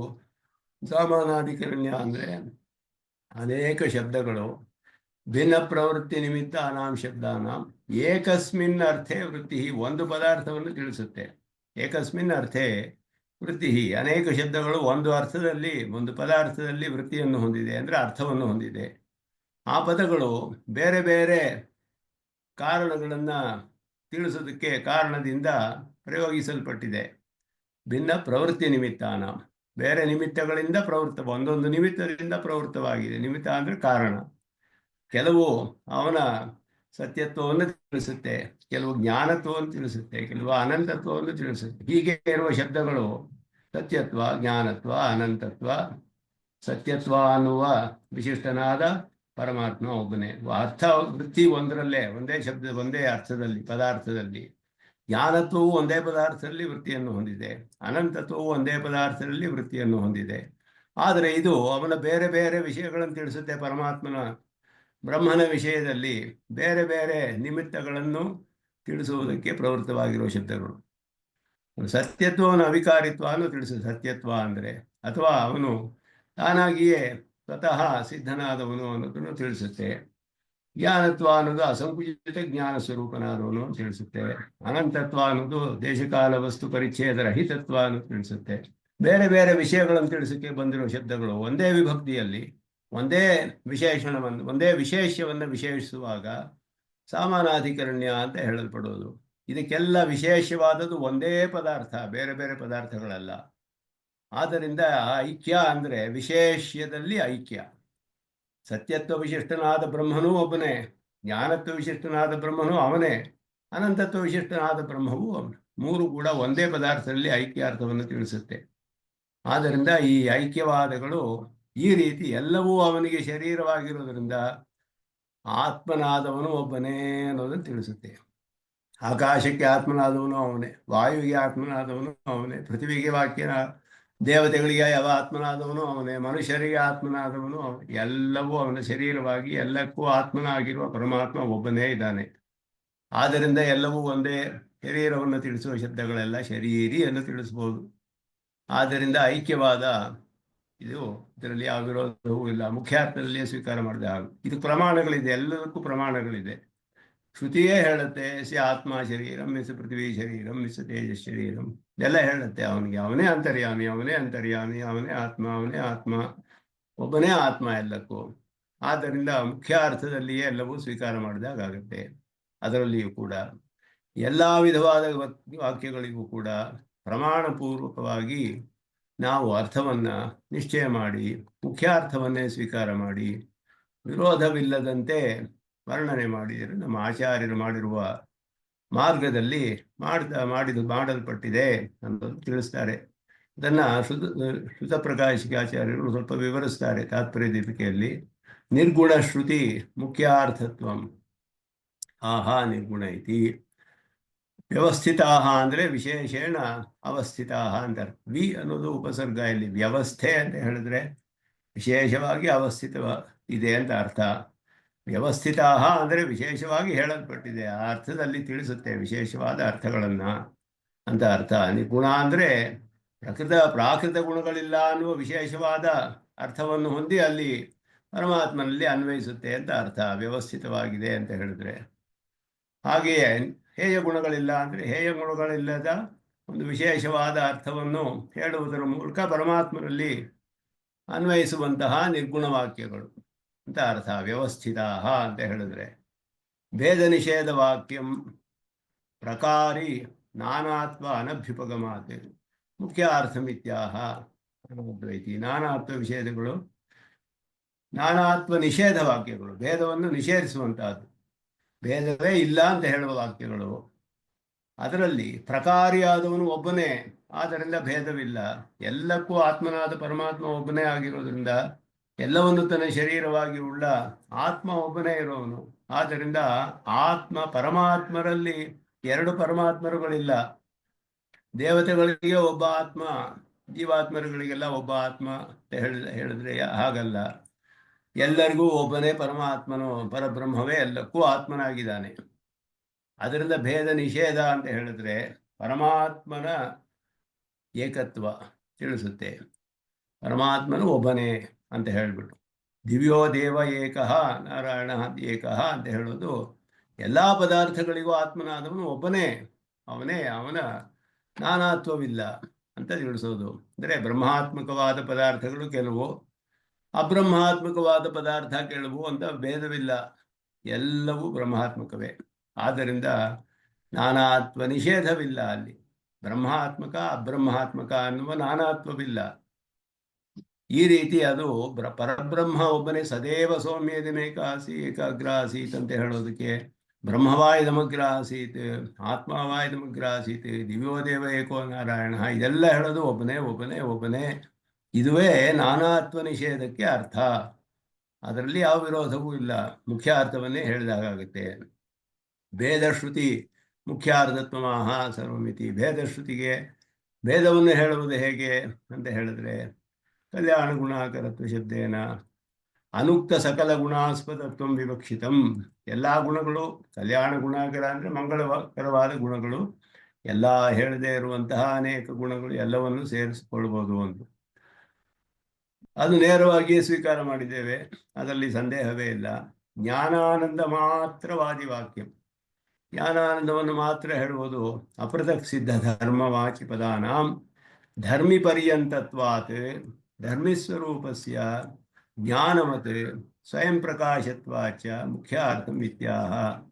ಇದರಲ್ಲಿ ಹೇಳುವಾಗ ಇದರಲ್ಲಿ ಅಪೃಥಕ್ ಸಿದ್ಧವಾದ ಧರ್ಮ ಒಂದು ಪದಾರ್ಥಕ್ಕೆ ಇದ್ದರೆ ಅದರಲ್ಲಿ ಎರಡು ವಿಷಯಗಳು ಇರಬೇಕು.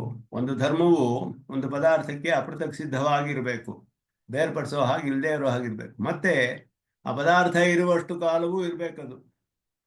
ಮಧ್ಯದಲ್ಲಿ ಹೋಗ್ಬಿಟ್ರೆ ಆಗೋದಿಲ್ಲ. ಈಗ ಒಂದು ಕೆಂಪು ಮಡಕೆ ಇದ್ರೆ ಅದಕ್ಕೆ ಕಪ್ಪು ಪೇಂಟ್ ಹಾಕ್ಬಿಟ್ರೆ ಆ ಕೆಂಪು ಹೋಗ್ಬಿಡುತ್ತೆ, ಕಪ್ಪು ಬಂದ್ಬಿಡುತ್ತೆ. ಕೆಂಪು ವರ್ಣ ಅನ್ನೋದು ಅಪೃಥಕ್ ಸಿದ್ಧವಾದ ಧರ್ಮವೇ, ಘಟದಿಂದ ಬೇರೆ ಮಾಡೋಕ್ಕಾಗೋದಿಲ್ಲ ಕೆಂಪು ಅನ್ನೋದನ್ನ. ಆದರೆ ಅದಕ್ಕೆ ಯಾವದಾತ್ಮ ಭಾವಿತ್ವ ಇಲ್ಲ, ಘಟ ಇರುವವರೆಗೂ ಇರಬೇಕಾಗಿಲ್ಲ. ಕಪ್ಪು ಪೇಂಟ್ ಹಾಕ್ಬಿಟ್ರೆ ಕಪ್ಪಾಗ್ಬಿಡುತ್ತೆ, ಅದು ಬದಲಾಗ್ಬಿಡುತ್ತೆ. ಆಗ ಅದನ್ನ ಧರ್ಮವನ್ನು ಇಟ್ಟು ಧರ್ಮಿ ಹೇಳಕ್ಕಾಗೋದಿಲ್ಲ. ಅಪೃಥಕ್ ಸಿದ್ಧವಾದ ಧರ್ಮವಾಗಿದ್ರೂ ಕೂಡ ಧರ್ಮವನ್ನು ಇಟ್ಟು ಧರ್ಮಿಯನ್ನು ಧರ್ಮದ ಮೂಲಕ ಧರ್ಮಿಗೆ ಇದು ಮಾಡೋದು ಸರಿ ಹೋಗೋದಿಲ್ಲ, ಸಂಬೋಧಿಸಕ್ಕಾಗೋದಿಲ್ಲ. ಆದರೆ ಯಾವದಾತ್ಮಭಾವಿಯಾದ ಅಪೃಥಕ್ ಸಿದ್ಧವಾದ ಧರ್ಮಗಳು ಸ್ವರೂಪ ನಿರೂಪಕ ಧರ್ಮಗಳು ಅಂತ ಹೇಳಲ್ಪಡುತ್ತೆ. ಸ್ವರೂಪವೇ ಇರೋದಿಲ್ಲ ಅದಿಲ್ಲದೆ ಹೋದರೆ. ಆದ್ದರಿಂದ ಸ್ವರೂಪ ನಿರೂಪಕ ಅಂತ ಹೇಳ್ಬಿಟ್ರೆ ಸ್ವರೂಪ ಇರುವಷ್ಟು ಕಾಲವೂ ಇರಬೇಕದು. ಅದು ಯಾವದಾತ್ಮಭಾವಿ ಅಂತ ಹೇಳಲ್ಪಡುತ್ತೆ.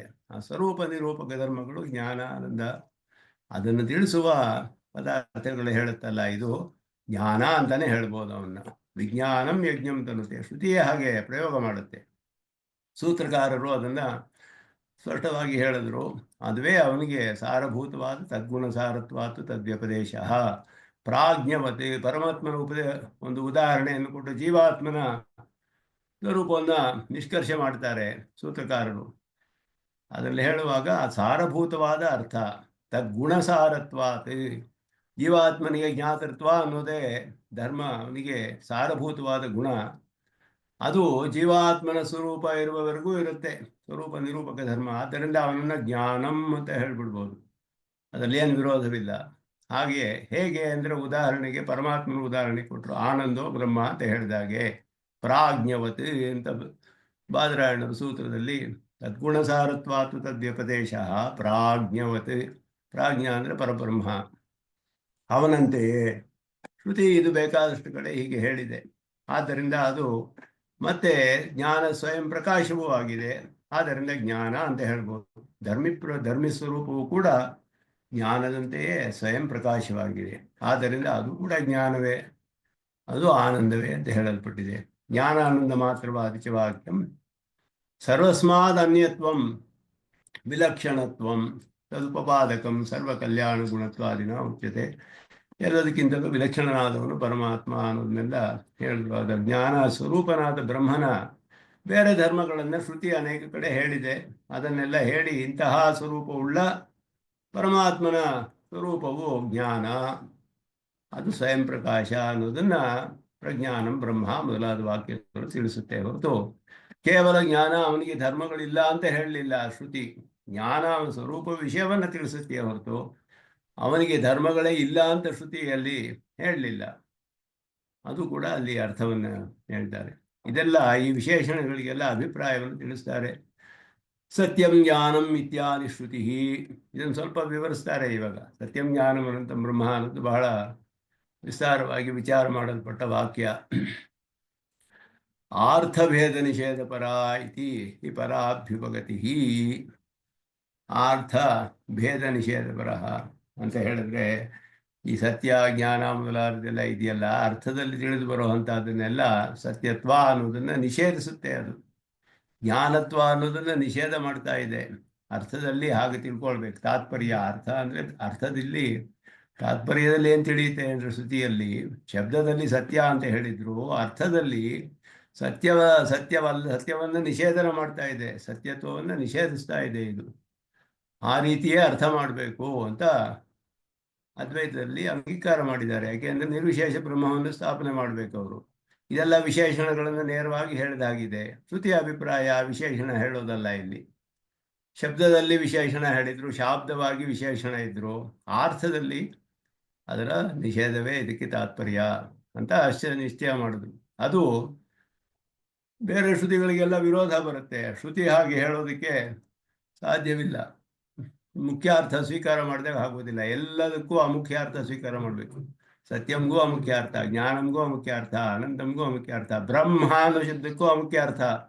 ಬ್ರಹ್ಮ ಅಂತಾನು ಹೇಳಕ್ಕಾಗೋದಿಲ್ಲ. ಬ್ರಹ್ಮವನ್ನ ಅಬ್ರಹ್ಮವಲ್ಲ ಅಂತ ಹೇಳಬೇಕು.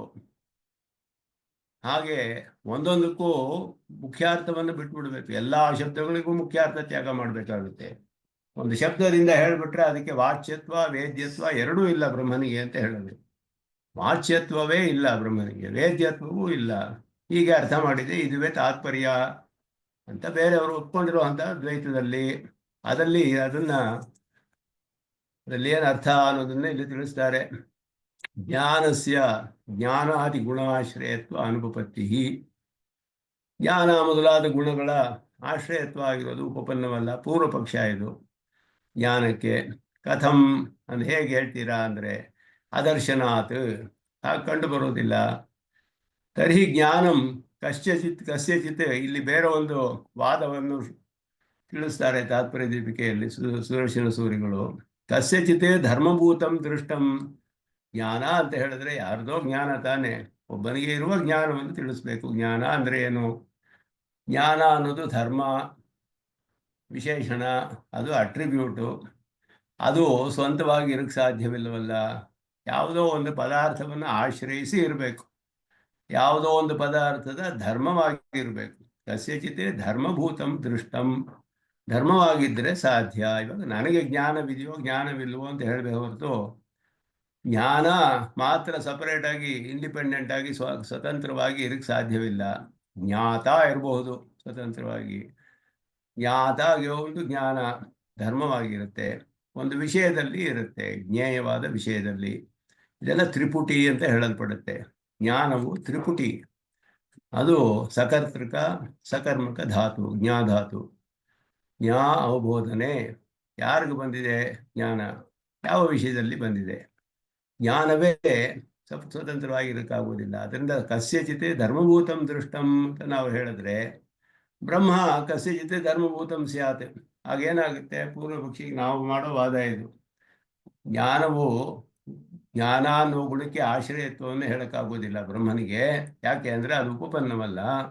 ಬ್ರಹ್ಮ ಜ್ಞಾನವೇ ಇಲ್ಲ ಅಂತ ಶ್ರುತಿ ಹೇಳುತ್ತೆ, ಯಾವದು ವಿಶೇಷಣಗಳು ಇಲ್ಲ ಅಂತ ಹೇಳಿದೆ. ಅಂದರೆ ಜ್ಞಾನ ಅನ್ನೋದು ಯಾರಿಗೋ ಧರ್ಮವಾಗಿರ್ಬೇಕಲ್ಲ. ಆಗ ಬ್ರಹ್ಮವು ಯಾರಿಗೋ ಧರ್ಮವೇ ಅಂತ ಕೇಳಬೇಕಾಗುತ್ತೆ ನಾವು ಪ್ರಶ್ನೆಯನ್ನ. ಬ್ರಹ್ಮವು ಯಾರಿಗೋ ಒಬ್ಬ ಧರ್ಮವಾಗಿರ್ಬೇಕಲ್ಲ, ಆಶ್ರಯಿಸಿರ್ಬೇಕಲ್ಲ.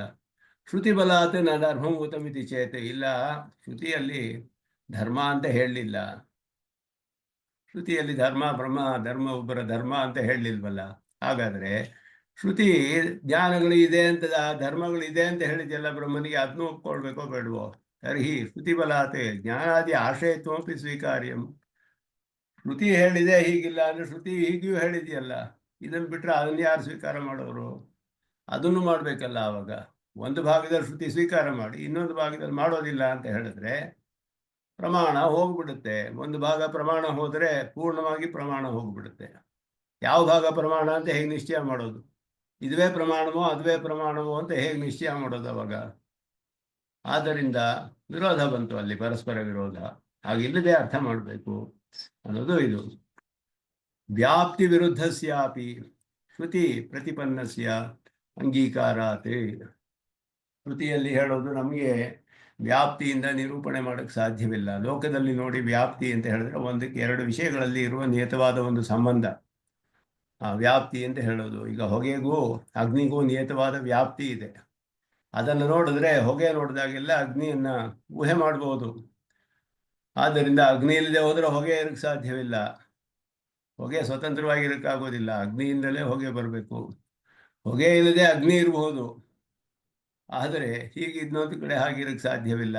ಈ ರೀತಿ ಎಲ್ಲ ವ್ಯಾಪ್ತಿ ಇದೆ. ಒಂದು ಹೊಗೆಗೂ ಅಗ್ನಿಗೂ ಒಂದು ವ್ಯಾಪ್ತಿ ಇದೆ. ಹೊಗೆಯನ್ನು ನೋಡಿದ್ರೆ ಅಗ್ನಿಯನ್ನು ಅನುಮಾನಿಸಬಹುದು.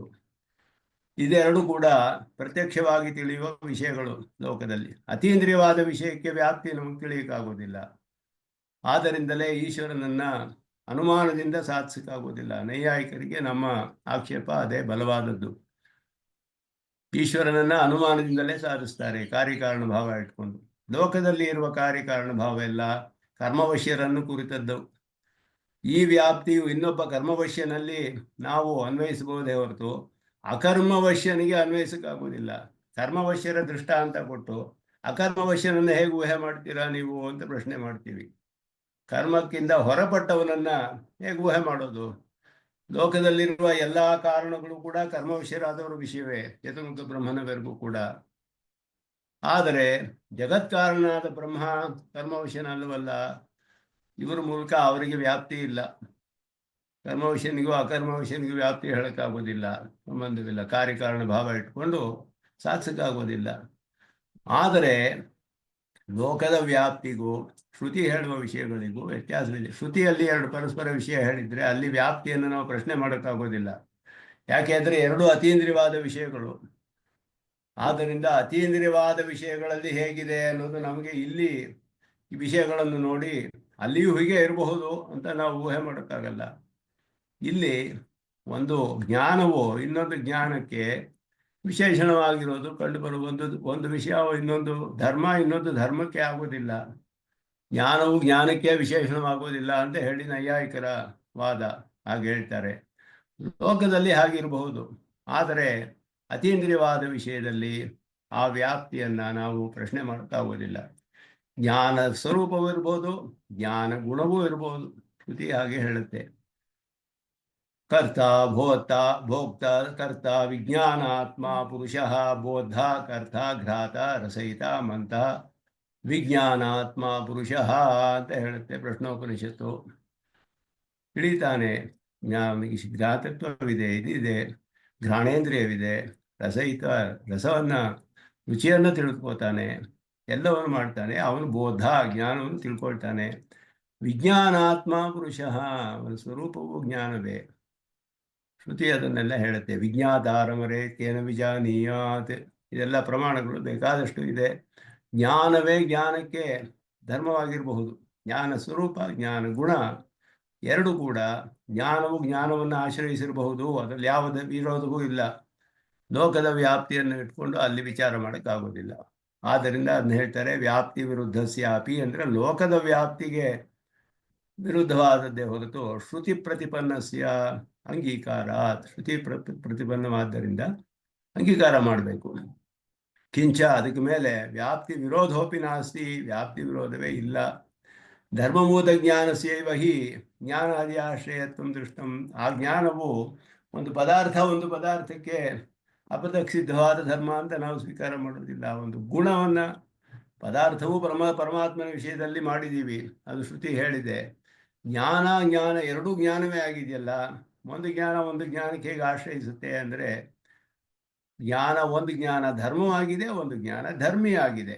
ಆದ್ದರಿಂದ ಧರ್ಮಿಗಳು ಧರ್ಮವು ಧರ್ಮಿಯನ್ನು ಆಶ್ರಯಿಸಬಹುದು. ಧರ್ಮವೇ ಇನ್ನೊಂದು ಧರ್ಮವನ್ನು ಆಶ್ರಯಿಸುವುದಿಲ್ಲ. ಎರಡೂ ಧರ್ಮಗಳಲ್ಲ. ಆದ್ದರಿಂದ ಒಂದು ಧರ್ಮವಾಗಿದೆ, ಒಂದು ಧರ್ಮಿಯಾಗಿದೆ. ಆದ್ದರಿಂದ ಧರ್ಮಿಸ್ವರೂಪವಾದ ಜ್ಞಾನವು ಧರ್ಮಸ್ವರೂಪವಾದ ಜ್ಞಾನವನ್ನು ಹೊಂದಿರಬಹುದು. ಅದರಲ್ಲಿ ವಿರೋಧವಿಲ್ಲ. ಆದ್ದರಿಂದ ಅಲ್ಲಿ ವ್ಯಾಪ್ತಿಯು ಕೂಡ ಸಾಧ್ಯ. ಧರ್ಮವು ಧರ್ಮಿಯನ್ನು ಆಶ್ರಯಿಸಿಯೇ ಇರಬೇಕು ಯಾವಾಗಲೂ. ಆದ್ದರಿಂದ ಜ್ಞಾನವು ಧರ್ಮವಾಗಿ ಒಂದು ಧರ್ಮಿಯಾದ ಜ್ಞಾನವನ್ನು ಆಶ್ರಯಿಸುವುದರಲ್ಲಿ ಏನು ವಿರೋಧವಿಲ್ಲ. ವ್ಯಾಪ್ತಿಯು ಸಾಧ್ಯ ಅಲ್ಲಿ ಅನ್ನೋದನ್ನು ತೋರಿಸ್ತಾರೆ. ವ್ಯಾಪ್ತಿ ವಿರೋಧೋಪಿ ನಾಸ್ತಿ. ಧರ್ಮಭೂತ ಜ್ಞಾನಸ್ಯೈವ ಹಿ ಜ್ಞಾನಾದಿ ಆಶ್ರಯತ್ವ ದೃಷ್ಟಂ. ಧರ್ಮಭೂತವಾಗಿರುವ ಜ್ಞಾನಕ್ಕೆ ತಾನೇ ನಾವು ಆಶ್ರಯವಾಗಿರೋದು ಹೇಳಿರೋದು, ಆಶ್ರಯತ್ವ. ಆದ್ದರಿಂದ ಅದರಲ್ಲಿ ವಿರೋಧವಿಲ್ಲ. ಅತ್ರತು ಧರ್ಮತ್ವ ಅಭಾವಾತ್ ಜ್ಞಾನಾದಿ ಆಶ್ರಯತ್ವ ಯುಕ್ತಮಿತಿ ವ್ಯಾಪ್ತಿಯ ವಿರೋಧ. ಆದ್ದರಿಂದ ಈ ಸ್ವರೂಪ ಜ್ಞಾನ ಧರ್ಮಜ್ಞಾನದಲ್ಲಿ ಏನು ವಿರೋಧವೇ ಇಲ್ಲ. ನಮಗೆ ವ್ಯಾಪ್ತಿಯಲ್ಲಿ ವಿರೋಧವಿಲ್ಲ. ಧರ್ಮಭೂತ ಜ್ಞಾನವು ಇನ್ನೊಂದು ಜ್ಞಾನಕ್ಕೆ ಆಶ್ರಯಿತವಾದರೆ, ಇನ್ನೊಂದು ಧರ್ಮಕ್ಕೆ ಆಶ್ರಯವಾಗಿದ್ದರೆ ವಿರೋಧ ಬರುತ್ತೆ. ಆದರೆ ಧರ್ಮಭೂತವಾಗಿರೋದು ಧರ್ಮಿಯನ್ನು ಮಾಡಿದ್ರೆ ಯಾವ ವಿರೋಧವೂ ಇಲ್ಲ. ಆದ್ದರಿಂದ ಸ್ವರೂಪವು ಧರ್ಮತ್ವ ಅಭಾವಾತ್, ಅಂದರೆ ಸ್ವರೂಪ ಧರ್ಮಿಯಾಗಿದೆ, ಜ್ಞಾನ ಧರ್ಮವಾಗಿದೆ. ಧರ್ಮವಾದ ಜ್ಞಾನ ಧರ್ಮಿಯಾದ ಜ್ಞಾನಕ್ಕೆ ಆಶ್ರಯವಾಗಿದೆ. ವ್ಯಾಪ್ತಿ ವಿರೋಧೋಪಿ ಶ್ರುತಿ ಬಲಾತೆ ಧರ್ಮಾಂತರ. ಆಶ್ರಯತ್ವ ಸಿದ್ಧಿ ಇತ್ಯಭಿಪ್ರೇತ್ಯ ವ್ಯಾಪ್ತಿವಿರೋಧೇಪಿ ಶ್ರುತಿಬಲಾತ್ ಧರ್ಮಾಂತರಾಶ್ರಯತ್ವ ಸಿದ್ಧಿ ಇತ್ಯಭಿಪ್ರೇತ್ಯ ಸರ್ವವಿಲಕ್ಷಣತ್ವಾದಿಗುಣಾಶ್ಚ ಶ್ರುತಿಸಿದ್ಧಾಃ ಇತಿ ಪ್ರತಿಬಂಧಿ ದರ್ಶನ ಅನೇಕ ವಿಶೇಷಣೋಕ್ತಿ. ಅಂದರೆ ಇಲ್ಲಿ ಅದಕ್ಕಿಂತ ಅಧಿಕವಾಗಿ ತೋರಿಸ್ತಾರೆ. ಈಗ ಬರೀ ವ್ಯಾಪ್ತಿ ವಿರೋಧ ಇದ್ರೂ ಕೂಡ ಶ್ರುತಿಯ ಬಲದಿಂದ ಬೇರೆ ಧರ್ಮಗಳ ಆಶ್ರಯತ್ವವೆಲ್ಲವೂ ಸಿಕ್ಕಿರ್ತದೆ ಪರಮಾತ್ಮನಿಗೆ. ಸರ್ವ ವಿಲಕ್ಷಣನಾದವನು ಎಲ್ಲವೂ ಕೂಡ ಶ್ರುತಿಸಿದ್ಧವಾಗಿದೆ. ಆದ್ದರಿಂದ ಪರಮಾತ್ಮನಿಗೆ, ಜ್ಞಾನ ಸ್ವರೂಪನಾದ ಪರಮಾತ್ಮನಿಗೆ ಎಲ್ಲ ವಿಧವಾದ ಧರ್ಮಗಳು ಅವನಲ್ಲಿ ಆಶ್ರಯವಾಗಿದೆ ಅಂತ ಹೇಳೋದ್ರಲ್ಲಿ ಯಾವ ವಿರೋಧವೂ ಇಲ್ಲ. ಶ್ರುತಿ ಅದನ್ನು ಸ್ಪಷ್ಟವಾಗಿ ನಮಗೆ ಧರ್ಮಾಂತರ ಆಶ್ರಯತ್ವ ಸಿದ್ಧಿ.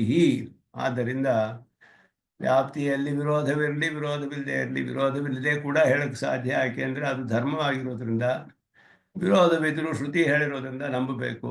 ಆದ್ದರಿಂದ ಲೋಕದ ವ್ಯಾಪ್ತಿಯನ್ನು ಇಟ್ಕೊಂಡು ನಾವು ಅತೀಂದ್ರಿಯ ಪದಾರ್ಥಗಳಲ್ಲಿ ವ್ಯಾಪ್ತಿಯನ್ನು ನಿಶ್ಚಯ ಮಾಡೋಕ್ಕಾಗೋದಿಲ್ಲ. ಅದರಿಂದ ಪರಮಾತ್ಮ ಸರ್ವವಿಲಕ್ಷಣ ಅಂದರೆ ಹೇಗೆ ಹೇಳ್ತೀರಾ? ಲೋಕದಲ್ಲಿ ಸರ್ವವಿಲಕ್ಷಣ ಆದ ಯಾವುದು ಕಂಡು ಬರೋದಿಲ್ಲ. ಸರ್ವವಿಲಕ್ಷಣತ್ವ ಎಲ್ಲದಕ್ಕೂ ಹೇಳ್ಬಿಡ್ಬೋದು. ಅಥವಾ ಒಂದು ಹುಲ್ಲು ಕೂಡ ಸರ್ವವಿಲಕ್ಷಣ ಅಂತ ಹೇಳ್ಬೋದು.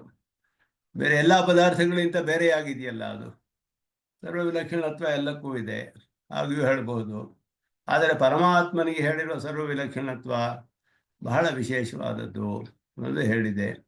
ಅವನಿಗೆ ವಿಭುತ್ವ ಮೊದಲಾದದ್ದೆಲ್ಲ ಹೇಳಿ, ಅವನಿಗೆ ಎಲ್ಲವನ್ನೂ ನಿಯಮನ ಮಾಡುವನು, ಎಲ್ಲವನ್ನು ತನ್ನ ಶರೀರವಾಗಿ ಹೊಂದಿರುವವನು, ಈ ಎಲ್ಲ ವಿಷಯಗಳು ಕೂಡ ಸರ್ವವಿಲಕ್ಷಣತ್ವವನ್ನು ಹೇಳಿದೆ ಪರಮಾತ್ಮನಿಗೆ. ಅದೆಲ್ಲ ಶ್ರುತಿಸಿದ್ಧವಾಗಿರೋದ್ರಿಂದ ಇದೆಲ್ಲವೂ ಕೂಡ ಅವರಿಗೆ ವಿರೋಧವಾಗುತ್ತೆ. ಇದೆಲ್ಲ ಅನೇಕ ವಿಶೇಷಣಗಳನ್ನು ಹೇಳಿದ್ದಾರೆ. ಸ್ವರೂಪ ನಿರೂಪಕ ಧರ್ಮವಾಚಕ ಪದಸ್ಯ ಧರ್ಮಿ ಪರ್ಯಂತತ್ವಂ, ಧರ್ಮಿ ಅಪರ್ಯಂತತ್ವಂ, ಧರ್ಮಿ ಪರ್ಯಂತತ್ವಂ, ಸ್ವರೂಪ ನಿರೂಪಕ ಧರ್ಮವಾಚಕ ಪದಸ್ಯ ಧರ್ಮಿ ಪರ್ಯಂತತ್ವಂ ತದ್ಗುಣಸಾರತ್ವ. ಇದೆ ತದ್ಗುಣಸಾರತ್ವ ಅನ್ನೋ ನ್ಯಾಯದಿಂದ ಸ್ವರೂಪ ನಿರೂಪಕ ಧರ್ಮಗಳು ಧರ್ಮಿ ಪರ್ಯಂತವಾಗಿ ತಿಳಿಸುತ್ತೆ. ಆದ್ದರಿಂದ ಜ್ಞಾನವೇ ಸ್ವರೂಪ ನಿರೂಪಕ ಧರ್ಮವಾಗಿದ್ದರೆ ಜ್ಞಾನ ಅಂತಲೇ ಹೇಳ್ಬಿಡ್ಬೋದು. ಅದು ಧರ್ಮ. ಜ್ಞಾನ ಧರ್ಮವು ಒಬ್ಬ ಸ್ವರೂಪಕ್ಕೆ ಆ ಸ್ವರೂಪವನ್ನು ನಿಷ್ಕರ್ಷೆ ಮಾಡುವ ಧರ್ಮವಾದರೆ ಆಗ ಧರ್ಮವನ್ನು ಇಟ್ಟುಕೊಂಡು ಧರ್ಮಿಯನ್ನು ಹೇಳ್ಬೋದು. ಯಾವ ವಿರೋಧವೂ ಇಲ್ಲ. ತದ್ಗುಣಸಾರತ್ವ ಅನ್ನೋ ನ್ಯಾಯವೂ ಇಲ್ಲಿ ಸೂತ್ರವನ್ನು ತೋರಿಸ್ತಾರೆ. ಇಲ್ಲಿ ಸ್ವರೂಪ ಇತಿ ಜ್ಞಾನ ಶಬ್ದ ಧರ್ಮಭೂತ ಜ್ಞಾನಪರ ಮಲಪ್ರತ್ಯನೀಕ ಶಬ್ದ ವಿಶೇಷತ್ವ ವಿಶೇಷತ್ವಾತ್ ಧರ್ಮಭೂತ ಜ್ಞಾನಂ ಚಿರತಿದ್ಯಾವರ್ತಕಂ. ಆದ್ದರಿಂದ ಈ ಧರ್ಮಭೂತ ಜ್ಞಾನ ಅಂತ ಹೇಳಿರೋದು ಪರಮಾತ್ಮನಿಗೆ ಹೇಳಿರುವ ಜ್ಞಾನವು ಮಲಪ್ರತ್ಯನೀಕ ಕಲ್ಯಾಣ ಗುಣಾಕರತ್ವ ಅಂತ ಎರಡು ಹೇಳಿರೋದ್ರಿಂದ ಯಾವ ಚೇತನಗಳಿಗೂ ಇದೆರಡು ವಿಶೇಷಣಗಳು ಇಲ್ಲ.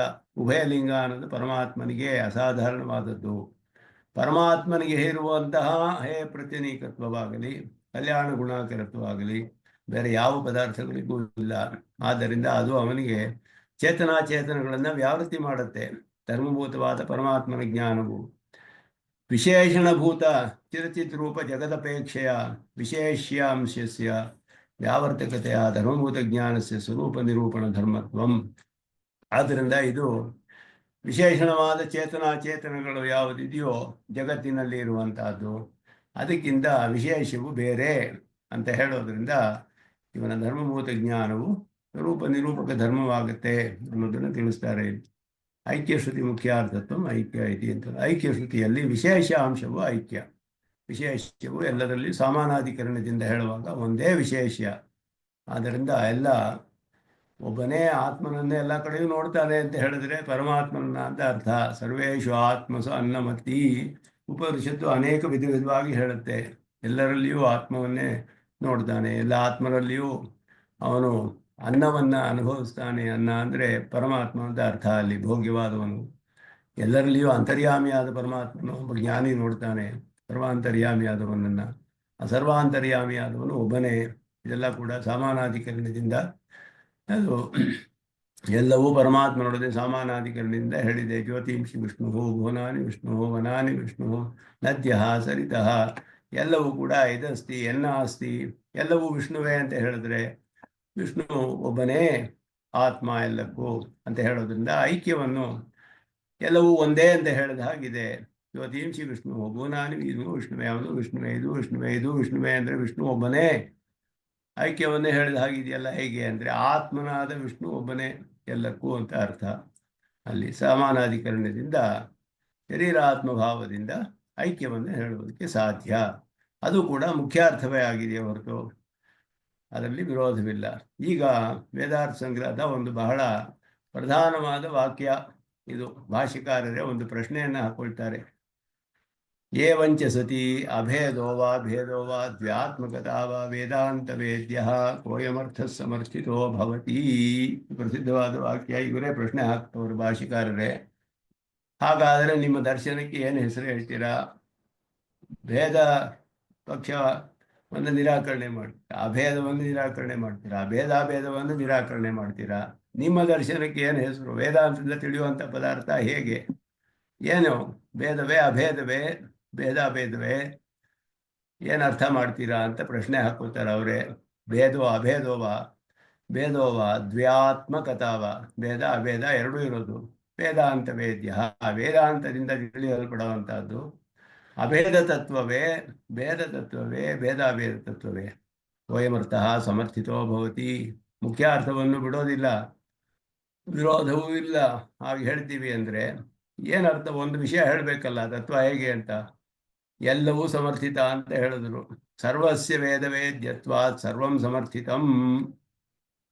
ಎಲ್ಲವನ್ನು ಶರೀರಾತ್ಮ ಭಾವ ಅನ್ನೋದು ಮಾಸ್ಟರ್ ಕೀ. ನಮ್ಮ ಸಿದ್ಧಾಂತದಲ್ಲಿ ಪ್ರಧಾನ ಪ್ರತಿತಂತ್ರ ಅಂತ ಹೇಳಲ್ಪಡೋದು. ಅದನ್ನು ಇಟ್ಕೊಂಡು ಎಲ್ಲ ಭೇದವನ್ನು ಪರಿಹಾರ ಮಾಡ್ಬೋದು. ಘಟಕ ಶ್ರುತಿಗಳನ್ನು ಭೇದ ಶ್ರುತಿಯನ್ನು ಘಟಕ ಶ್ರುತಿಗಳು ಅಂತ ಹೆಸರು. ಶರೀರಾತ್ಮ ಭಾವವನ್ನು ಹೇಳೋದು. ಅದನ್ನು ಇಟ್ಕೊಂಡು ಎಲ್ಲವನ್ನು ಪರಿಹಾರ ಮಾಡ್ತೀವಿ. ಎಲ್ಲವೂ ವೇದದಲ್ಲಿ ಹೇಳಲ್ಪಟ್ಟಿರೋದ್ರಿಂದ ಎಲ್ಲವನ್ನು ಸ್ವೀಕಾರ ಮಾಡಬೇಕು. ಎಲ್ಲವೂ ಸಮರ್ಥಿತವಾಗುತ್ತೆ. ಅದು ಹೇಗೆ ಸಮರ್ಥಿತವಾಗುತ್ತೆ? ಮೊದಲು ಅಭೇದವನ್ನೇ ಹೇಳ್ತಾರೆ. ಸರ್ವ ಶರೀರತೆಯ ಸರ್ವ ಪ್ರಕಾರಂ ಬ್ರಹ್ಮೈವ ಅವಸ್ಥಿತಮಿತಿ ಅಭೇದ ಸಮರ್ಥಿತ. ಬ್ರಹ್ಮ ಒಂದೇ ಇದೆ ಅಂತ ಹೇಳ್ತೀವಿ. ಎಷ್ಟು ತತ್ವ ಅಂದರೆ ಒಂದೇ ತತ್ವ. ಅಭೇದ ಯಾವುದು ತತ್ವ ಅಂದರೆ ಬ್ರಹ್ಮ ಒಂದೇ ತತ್ವ ಅಂದರು. ಆ ಬ್ರಹ್ಮ ಹೇಗಿದ್ದಾನೆ ಅಂತ ಹೇಳಿದ್ರೆ, ಎಲ್ಲವನ್ನು ಶರೀರವಾಗಿ ಉಳ್ಳಿ ತನ್ನ ಪ್ರಕಾರವಾಗಿ ಉಳ್ಳರುವ ಬ್ರಹ್ಮ ಒಬ್ಬನೇ ತತ್ವ ಅಂತ ಹೇಳಿದ್ರೆ ಎಲ್ಲವೂ ಅವನಲ್ಲಿಯೇ ಅಡಗಿದೆ. ವಿಶಿಷ್ಟವಾದ ಪದಾರ್ಥ ಒಂದೇ. ವಿಶಿಷ್ಟವಾದ ಪದಾರ್ಥ ಒಂದೇ. ಜಗತ್ತೆಲ್ಲವೂ ಒಂದೇ ಪದಾರ್ಥ ಇರೋದು. ಸರ್ವ ವಿಶಿಷ್ಟವಾದ ಬ್ರಹ್ಮ ಒಬ್ಬನೇ ತತ್ವ. ಆದ್ದರಿಂದ ಎಲ್ಲವೂ ಬ್ರಹ್ಮವೇ ಅಂದರೆ ಎಲ್ಲವೂ ಬ್ರಹ್ಮಾತ್ಮಕವೇ ಅಂತ ಅರ್ಥ. ಅಭೇದವು ಹೀಗೆ ಹೇಳಬಹುದು. ಏಕಮೇವ ಬ್ರಹ್ಮ ನಾನಾಭೂತ ಚಿರ್ಚಿದ್ ವಸ್ತು ಪ್ರಕಾರಂ ನಾನಾತ್ವೇನ ಅವಸ್ಥಿತಂ ಇತಿ ಭೇದಾಭೇದವು. ಬ್ರಹ್ಮ ಒಬ್ಬನೇ ವಿಶೇಷವಾಗಿದ್ದರೂ ಕೂಡ ಒಬ್ಬ ದೇವನಿಗೆ ಆತ್ಮನಾಗಿದ್ದಾನೆ, ಮನುಷ್ಯನಿಗೆ ಆತ್ಮನಾಗಿದ್ದಾನೆ, ಪರ್ವತಕ್ಕೆ ಆತ್ಮನಾಗಿದ್ದಾನೆ, ವಾಯುಗೆ ಆತ್ಮನಾಗಿದ್ದಾನೆ. ಈ ಪರ್ವತ ಈ ವಿಷಯಗಳಲ್ಲಿ ವಸ್ತುಗಳಲ್ಲಿ ಬೇರೆ ಬೇರೆ ವಸ್ತುಗಳಿದೆ. ಅದೆಲ್ಲ ನಾನಾಭೂತ ಚಿರಚಿದ್ ವಸ್ತು ಪ್ರಕಾರ ಅನೇಕವಾದ ಚೇತನ ವಸ್ತುಗಳನ್ನೆಲ್ಲ ತನ್ನ ಪ್ರಕಾರವಾಗಿ ಉಳ್ಳ ಒಬ್ಬನೇ ಬ್ರಹ್ಮ ಇರೋದ್ರಿಂದ ಅನೇಕವಾಗಿಯೂ ಇದ್ದಾನವನು. ಒಬ್ಬನೇ ಬ್ರಹ್ಮ, ವಿಶಿಷ್ಟವಾದ ಬ್ರಹ್ಮ ಒಂದೇ ಅಂತ ಹೇಳಿದ್ರು. ವಿಶೇಷಣಗಳಲ್ಲಿ ಬಹುತ್ವ ಇರೋದ್ರಿಂದ ಭೇದವೂ ವಿಶೇಷಣಗಳ ದೃಷ್ಟಿಯಿಂದ ಭೇದ, ವಿಶೇಷದ ದೃಷ್ಟಿಯಿಂದ ಅಭೇದ. ಆದ್ದರಿಂದ ಭೇದ ಅಭೇದ ಎರಡೂ ಹೇಳ್ಬೋದು. ವಿಶೇಷಣಗಳು ನಾನಾ, ವಿಶೇಷ್ಯ ಏಕ. ಆದ್ದರಿಂದ ನಾನಾಭೂತ ಚಿರಚಿತ್ ಪ್ರಕಾರಂ, ಚೇತನ ವಸ್ತು ಒಂದು ತನ್ನ ಪ್ರಕಾರವಾಗಿ ಉಂಡದ್ದು ನಾನಾತ್ವೇನ ಅವಸ್ಥಿತಂ. ದೇವನಾಗಿಯೂ ಕಂಡು ಬರ್ತಾನೆ, ಮನುಷ್ಯನಾಗಿಯೂ ಕಂಡು ಬರ್ತಾನೆ, ಪರ್ವತವಾಗಿ ಕಂಡು ಬರ್ತಾನೆ, ಪೃಥ್ವಿಯಾಗಿಯೂ ಕಂಡು ಬರ್ತಾನೆ. ಎಲ್ಲ ಬೇರೆ ಬೇರೆ ರೀತಿಯಲ್ಲಿ ಪರಮಾತ್ಮನೇ ಇದ್ದಾನೆ ಎಲ್ಲ ರೀತಿಯಲ್ಲಿಯೂ. ಅಲ್ಲ, ವಿಶೇಷಣಗಳಲ್ಲಿ ಬಹುತ್ವ, ಬ್ರಹ್ಮನಲ್ಲಿ ಒಬ್ಬನೇ ಏಕತ್ವ, ವಿಶೇಷದಲ್ಲಿ ಏಕತ್ವ. ಆದ್ದರಿಂದ ಭೇದಾಭೇದವನ್ನು ಹೇಳಬಹುದು ಈ ರೀತಿ. ಭೇದಾಭೇದ ಅಂದರೆ ಒಂದೊಂದು ದರ್ಶನದಲ್ಲಿಯೂ ಬೇರೆ ಬೇರೆ ರೀತಿಯಲ್ಲಿ ಭೇದಾಭೇದವನ್ನು ಅರ್ಥ ಮಾಡ್ಕೊಳ್ತಾರೆ. ಭಾಸ್ಕರರು ಹೇಳಿದ ಭೇದಾಭೇದವೇ ಬೇರೆ, ಯಾವುದೋ ಪ್ರಕಾಶರು ಹೇಳುವ ಭೇದಾಭೇದವೇ ಬೇರೆ, ನಾವು ಹೇಳುವ ಭೇದಾಭೇದವೇ ಬೇರೆ. ಭೇದ ಅನ್ನೋ ಶಬ್ದ ಮಾತ್ರ ಕಾಮನ್ನು, ಮೀನಿಂಗ್ ಎಲ್ಲ ಡಿಫ್ರೆಂಟು, ಅರ್ಥಗಳು ಬೇರೆ ಬೇರೆಯಾಗಿ ಹೇಳಲ್ಪಡುತ್ತೆ. ಹೇಗೆ ಅರ್ಥ ಮಾಡ್ಕೊಳ್ಬೇಕು ಆ ಭೇದವನ್ನು, ಅದು ಮುಖ್ಯ. ಅಲ್ಲಿ ನಾವು ಎಲ್ಲ ಮುಖ್ಯವಾಗಿ ಹೇಳ್ತೀವಿ. ಭೇದವೂ ಮುಖ್ಯವೇ, ಅಭೇದವೂ ಮುಖ್ಯವೇ. ಅಭೇದ ಹೇಗೆ ಮುಖ್ಯ ಅಂದರೆ ವಿಶಿಷ್ಟವಾದ ಪದಾರ್ಥ ಒಂದೇ, ಆದ್ದರಿಂದ ಅಭೇದ ಮುಖ್ಯ. ಭೇದವೂ ಮುಖ್ಯ ಹೇಗೆ ಅಂದರೆ ವಿಶೇಷಣಗಳು ಬಹುತ್ವ, ಎಲ್ಲವೂ ಒಂದೊಂದು ಇರೋದು ಸತ್ಯ, ಪರಮಾರ್ಥವೇ, ಔಪಾಧಿಕವಲ್ಲ. ಜೀವರುಗಳೆಲ್ಲ ಔಪಾಧಿಕ ಅಂತ ಭಾಸ್ಕರರು ಹೇಳಿದ್ರು. ನಿಜವಾಗಿ ಇಲ್ಲವೇ ಇಲ್ಲ ಜೀವಾತ್ಮರುಗಳು, ಮಿಥ್ಯೆ, ಜೀವಾತ್ಮರುಗಳೇ ಇಲ್ಲ. ಆದ್ದರಿಂದ ಅವರಲ್ಲಿ ಭೇದ ಭೇದ ಅನ್ನೋದು ವ್ಯತ್ಯಾಸವಾಯಿತು. ಯಾದವ ಪ್ರಕಾಶ್ ಹೇಳಿದ್ರು ಬ್ರಹ್ಮದಲ್ಲಿಯೇ ಭಾಗವಾಗಿ ಜೀವ ಅಚೇತನ ಚೇತನ ಆಗ್ಬಿಟ್ಟಿದ್ದಾರೆ ಈಶ್ವರ ಎಲ್ಲ, ಎಲ್ಲವೂ ಬ್ರಹ್ಮನ ಭಾಗಗಳು ಅಂತ ಹೇಳಿಬಿಟ್ರು ನೇರವಾಗಿ. ಅದರಲ್ಲಿ ಭೇದ ಅಂತ ಹೇಳಿದ್ರೆ ನಿಜವಾಗಿಯೂ ಬೇರೆ ಒಂದು ಜೀವಾತ್ಮ ಇಲ್ಲ, ಬ್ರಹ್ಮನೇ ಜೀವನಾಗಿದ್ದಾನೆ, ಒಂದು ಭಾಗವೇ ಜೀವ, ಒಂದು ಭಾಗವೇ ಅಚೇತನ. ಇದು ಇನ್ನೂ ದೊಡ್ಡ ದೋಷ ಬ್ರಹ್ಮನಿಗೆ. ಅದರಿಂದ ನಾವು ಹೇಳಿದ ಪದಾರ್ಥಗಳೆಲ್ಲ ಸತ್ಯ, ಎಲ್ಲವೂ ಇದೆ, ಆದರೆ ಅಪೃಥಕ್ ಸಿದ್ಧವಾಗಿ ಶರೀರವಾಗಿ ಪರಮಾತ್ಮನ ಪ್ರಕಾರವಾಗಿರೋದ್ರಿಂದ ವಿಶಿಷ್ಟವಾದ ಪದಾರ್ಥ ಬ್ರಹ್ಮನೇ ಎಲ್ಲಕ್ಕೂ ವಿಶೇಷನಾಗಿರೋದ್ರಿಂದ ವಿಶೇಷ ಒಬ್ಬನೇ, ವಿಶೇಷಣಗಳು ಬಹುತ್ವ. ಆದ್ದರಿಂದ ಭೇದ ಭೇದವನ್ನು ಹೇಳಬಹುದು. ಎಲ್ಲವೂ ಪರಮಾರ್ಥವೇ, ಯಾವುದು ಔಪಾಧಿಕವಲ್ಲ, ತೋರಿಕೆಯಲ್ಲ ಯಾವುದು. ಅಚಿದ್ವಸ್ತುನಶ್ಚ ಅಚಿದ್ವಸ್ತುನಶ್ಚ ಈಶ್ವರಸ್ಯ ಚ ಸ್ವರೂಪ ಸ್ವಭಾವ ವೈಲಕ್ಷಣ್ಯ ಅಸಂಕರಾಚ್ಯ ಭೇದ ಸಮರ್ಪಿತ. ವಿಶಿಷ್ಟವಾದ ಪದಾರ್ಥ ಒಂದೇ ಇದ್ರೂ ಭೇದವೂ ಇದೆ. ನಮ್ಮ ಶರೀರದಲ್ಲಿರೋ ಹಾಗೆಯೇ ನಮ್ಮ ಶರೀರದಲ್ಲಿ ಅಚೇತನವಾದ ದೇಹ ಇಂದ್ರಿಯಗಳೆಲ್ಲ ಇದೆ, ಮತ್ತೆ ಜೀವಾತ್ಮನೂ ಇದ್ದಾನೆ. ಎರಡು ಪದಾರ್ಥಗಳಿದ್ರೂ ಒಂದೇ ಪದಾರ್ಥದಂತೆ ಕಂಡು ಬರ್ತಾ ಇದೆ ನಮಗೆ. ವಿಶಿಷ್ಟವಾದ ಪದಾರ್ಥ ಒಂದೇ, ದೇಹ ವಿಶಿಷ್ಟನಾದ ಜೀವಾತ್ಮ ಒಬ್ಬನಿದ್ರೂ ದೇಹವೇ ಬೇರೆ ಜೀವನೇ ಬೇರೆ ಅನ್ನುವ ಅತ್ಯಂತ ಭೇದವಿದೆ ಎರಡಕ್ಕೂ. ದೇಹ ಅಚೇತನ, ಇನರ್ಟು, ಅದು ಜ್ಞಾನವೇ ಇಲ್ಲ. ಜೀವಾತ್ಮ ಜ್ಞಾನ ಸ್ವರೂಪನಾದವನು. ಎರಡು ಸೇರಿಕೊಂಡು ಒಂದೇ ಪದಾರ್ಥ ಅಂತ ಕಂಡು ಬರ್ತಾ ಇದೆಯಲ್ಲ, ಹಾಗೆ ಈ ಎರಡಕ್ಕೂ ಕೂಡ ಅಂತರಾತ್ಮನಾದ ಪರಮಾತ್ಮನಿಗೂ ಈ ಎರಡು ಪದಾರ್ಥಗಳಿಗೂ ಅಷ್ಟೇ ಭೇದವಿದೆ. ಆದರೆ ಎಲ್ಲವೂ ಸೇರಿ ಒಂದೇ ಅಂತ ಕಂಡು ಬರ್ತಾ ಇದೆ, ಒಂದಕ್ಕೊಂದಕ್ಕೆ ಮಿಶ್ರಣವಿಲ್ಲ. ನಾನು ಜೀವಾತ್ಮನ ಸ್ವರೂಪ ದೇಹಕ್ಕೆ ಬರೋದಿಲ್ಲ, ದೇಹದ ಸ್ವರೂಪ ಜೀವಾತ್ಮನಿಗೆ ಬರೋದಿಲ್ಲ. ಜೀವಾತ್ಮ ಎಂದಿದ್ರು ಜ್ಞಾನ ಸ್ವರೂಪ, ಜ್ಞಾನ ಗುಣಕ. ದೇಹ ಅಚೇತನ, ಅದಕ್ಕೇನು ತಿಳಿಯೋದಿಲ್ಲ, ಜ್ಞಾನವಿಲ್ಲ, ಪರಿಣಾಮ ಹೊಂದುತ್ತಾ ಇರುತ್ತೆ ದೇಹ. ಜೀವಾತ್ಮನಿಗೆ ಸ್ವರೂಪದಲ್ಲಿ ಪರಿಣಾಮವಿಲ್ಲ, ಆದರೂ ಎರಡು ಸೇರಿ ಒಂದಾಗಿದೆ, ಮಿಶ್ರಣವಿಲ್ಲ. ಒಂದರ ಧರ್ಮಗಳಲ್ಲಿ ಸಾಂಕರ್ಯವಿಲ್ಲ. ಅದೇ ರೀತಿ ಎರಡಕ್ಕೂ ಕೂಡ ಆತ್ಮನಾಗಿ ಪರಮಾತ್ಮ ಇದ್ದಾನೆ. ಈ ಮೂರು ಪದಾರ್ಥಗಳಿಗೂ ಸಾಂಕರ್ಯವಿಲ್ಲ. ಈ ಮೂರು ಪದಾರ್ಥಗಳು ಅತ್ಯಂತ ಭೇದವಿದೆ. ಸ್ವರೂಪದಲ್ಲಿಯೂ ಭೇದ, ಸ್ವಭಾವದಲ್ಲಿಯೂ ಭೇದ, ಮತ್ತೆ ಸಾಂಕರ್ಯವೂ ಕೂಡ ಇಲ್ಲ. ಆದ್ದರಿಂದ ಭೇದವು ಅತ್ಯಂತ ಭೇದವನ್ನೇ ಹೇಳಬಹುದು. ಅಚಿದ್ವಸ್ತುನಶ್ಚ ಚಿದ್ವಸ್ತುನಶ್ಚ ಈಶ್ವರಸ್ಯ ಚ ಸ್ವರೂಪ ಸ್ವಭಾವ ವೈಲಕ್ಷಣ್ಯಾತ್ ಅಸಂಕರಾಚ್ಚ, ಸಾಂಕರ್ಯವಿಲ್ಲ, ಮಿಶ್ರಣವಿಲ್ಲ, ಭೇದ ಸಮರ್ಪಿತ. ಅಚಿದ್ವಸ್ತುವೇ ಬೇರೆ, ಚಿದ್ವಸ್ತುವಾದ ಸ್ವರೂಪ ಸ್ವಭಾವಗಳೇ ಬೇರೆ, ಅಚಿತ್ತಿನ ಸ್ವರೂಪ ಸ್ವಭಾವ ಬೇರೆ, ಈಶ್ವರನ ಸ್ವರೂಪ ಸ್ವಭಾವವೇ ಬೇರೆ, ಸಾಂಕರ್ಯವಿಲ್ಲ. ಆದರೂ ಎಲ್ಲವೂ ಸೇರಿ ಒಂದು ಅನ್ನೋ ಹಾಗಿದೆ. ಭೇದವೂ ಇದೆ, ಅಭೇದವೂ ಇದೆ, ಭೇದಾಭೇದವೂ ಹೇಳ್ಬೋದು, ಎಲ್ಲವನ್ನು ಸಮರ್ಥನೆ ಮಾಡಬಹುದು. ಎಲ್ಲವೂ ಶ್ರುತಿಗೆ ಅನುಗುಣವಾಗಿ ಶರೀರ ಆತ್ಮಭಾವದಿಂದ ವಿಶಿಷ್ಟವಾದ ಪದಾರ್ಥವನ್ನು ನಿರೂಪಣೆ ಮಾಡಿ ಎಲ್ಲಕ್ಕೂ ಶ್ರುತಿ ಪ್ರಮಾಣಗಳು ನೇರವಾಗಿ ಸಿಗುತ್ತೆ. ವಾಕ್ಯಗಳಲ್ಲಿ, ಶ್ರುತಿ ವಾಕ್ಯಗಳಲ್ಲಿ ನೇರವಾಗಿ ಇದಕ್ಕೆಲ್ಲಕ್ಕೂ ಅರ್ಥ ಮಾಡ್ಬೋದು. ಹಾಗೆ ಪ್ರಮಾಣಗಳು ಇದೆ ಎಲ್ಲದಕ್ಕೂ. ಅದನ್ನು ತತ್ವಮಸಿ ಇಟ್ಕೊಂಡು ಮುಂದೆ ತತ್ವಮಸಿ ವಾಕ್ಯಾರ್ಥ ವಿಚಾರ ಇನ್ನು ವಿಸ್ತಾರವಾಗಿ ಬರುತ್ತೆ ಸ್ವಲ್ಪ ಇಲ್ಲಿ. ಅದನ್ನು, ಇದು ಬಹಳ ಪ್ರಧಾನವಾದ ಒಂದು ವಿಷಯ. ಅದನ್ನು ತಾತ್ಪರ್ಯ ದೀಪಿಕಲ್ಲಿ ಸ್ವಲ್ಪ ವಿವರವಾಗಿ ಹೇಳ್ತಾರೆ, ವಿವರಿಸ್ತಾರೆ ಅವರು. ಅದನ್ನು ಮುಂದುವರಿಸೋಣ ಅಂತ ಹೇಳಿ ಇಲ್ಲಿಗೆ ನಮಸ್ಕಾರ ತಿಳಿಸ್ಕೊಳ್ತೇನೆ. ಓಂ ಶನ್ನೋ ಮಿತ್ರಶಂ ವರುಣಃ ಶನ್ನೋ ಭವತ್ವರ್ಯಮಾ ಶನ್ನ ಇಂದ್ರೋ ಬೃಹಸ್ಪತಿ ಶನ್ನೋ ವಿಷ್ಣುರುಕ್ರಮಃ. ನಮೋ ಬ್ರಹ್ಮಣೇ ನಮಸ್ತೆ ವಾಯೋ ತ್ವಮೇವ ಪ್ರತ್ಯಕ್ಷಂ ಬ್ರಹ್ಮಾಸಿ ತ್ವಾಮೇವ ಪ್ರತ್ಯಕ್ಷಂ ಬ್ರಹ್ಮಾವಾದಿಶಂ ಪ್ರಥಮವಾದಿಶಂ ಸತ್ಯಮವಾದಿಶಂ ತನ್ಮಾಮಾವೀತ್ ತದ್ಭಕ್ತಾರಮಾವೀತಾಭೀತ್ ಮಾಮಾವೀತ್ ಭಕ್ತಾರಂ. ಓಂ ಶಾಂತಿ ಶಾಂತಿ ಶಾಂತಿ. ರಾಮಾನುಜಾಯ ನಮಃ. ಭಗವಾನ್ ಮಹಾದೇಶಿಕ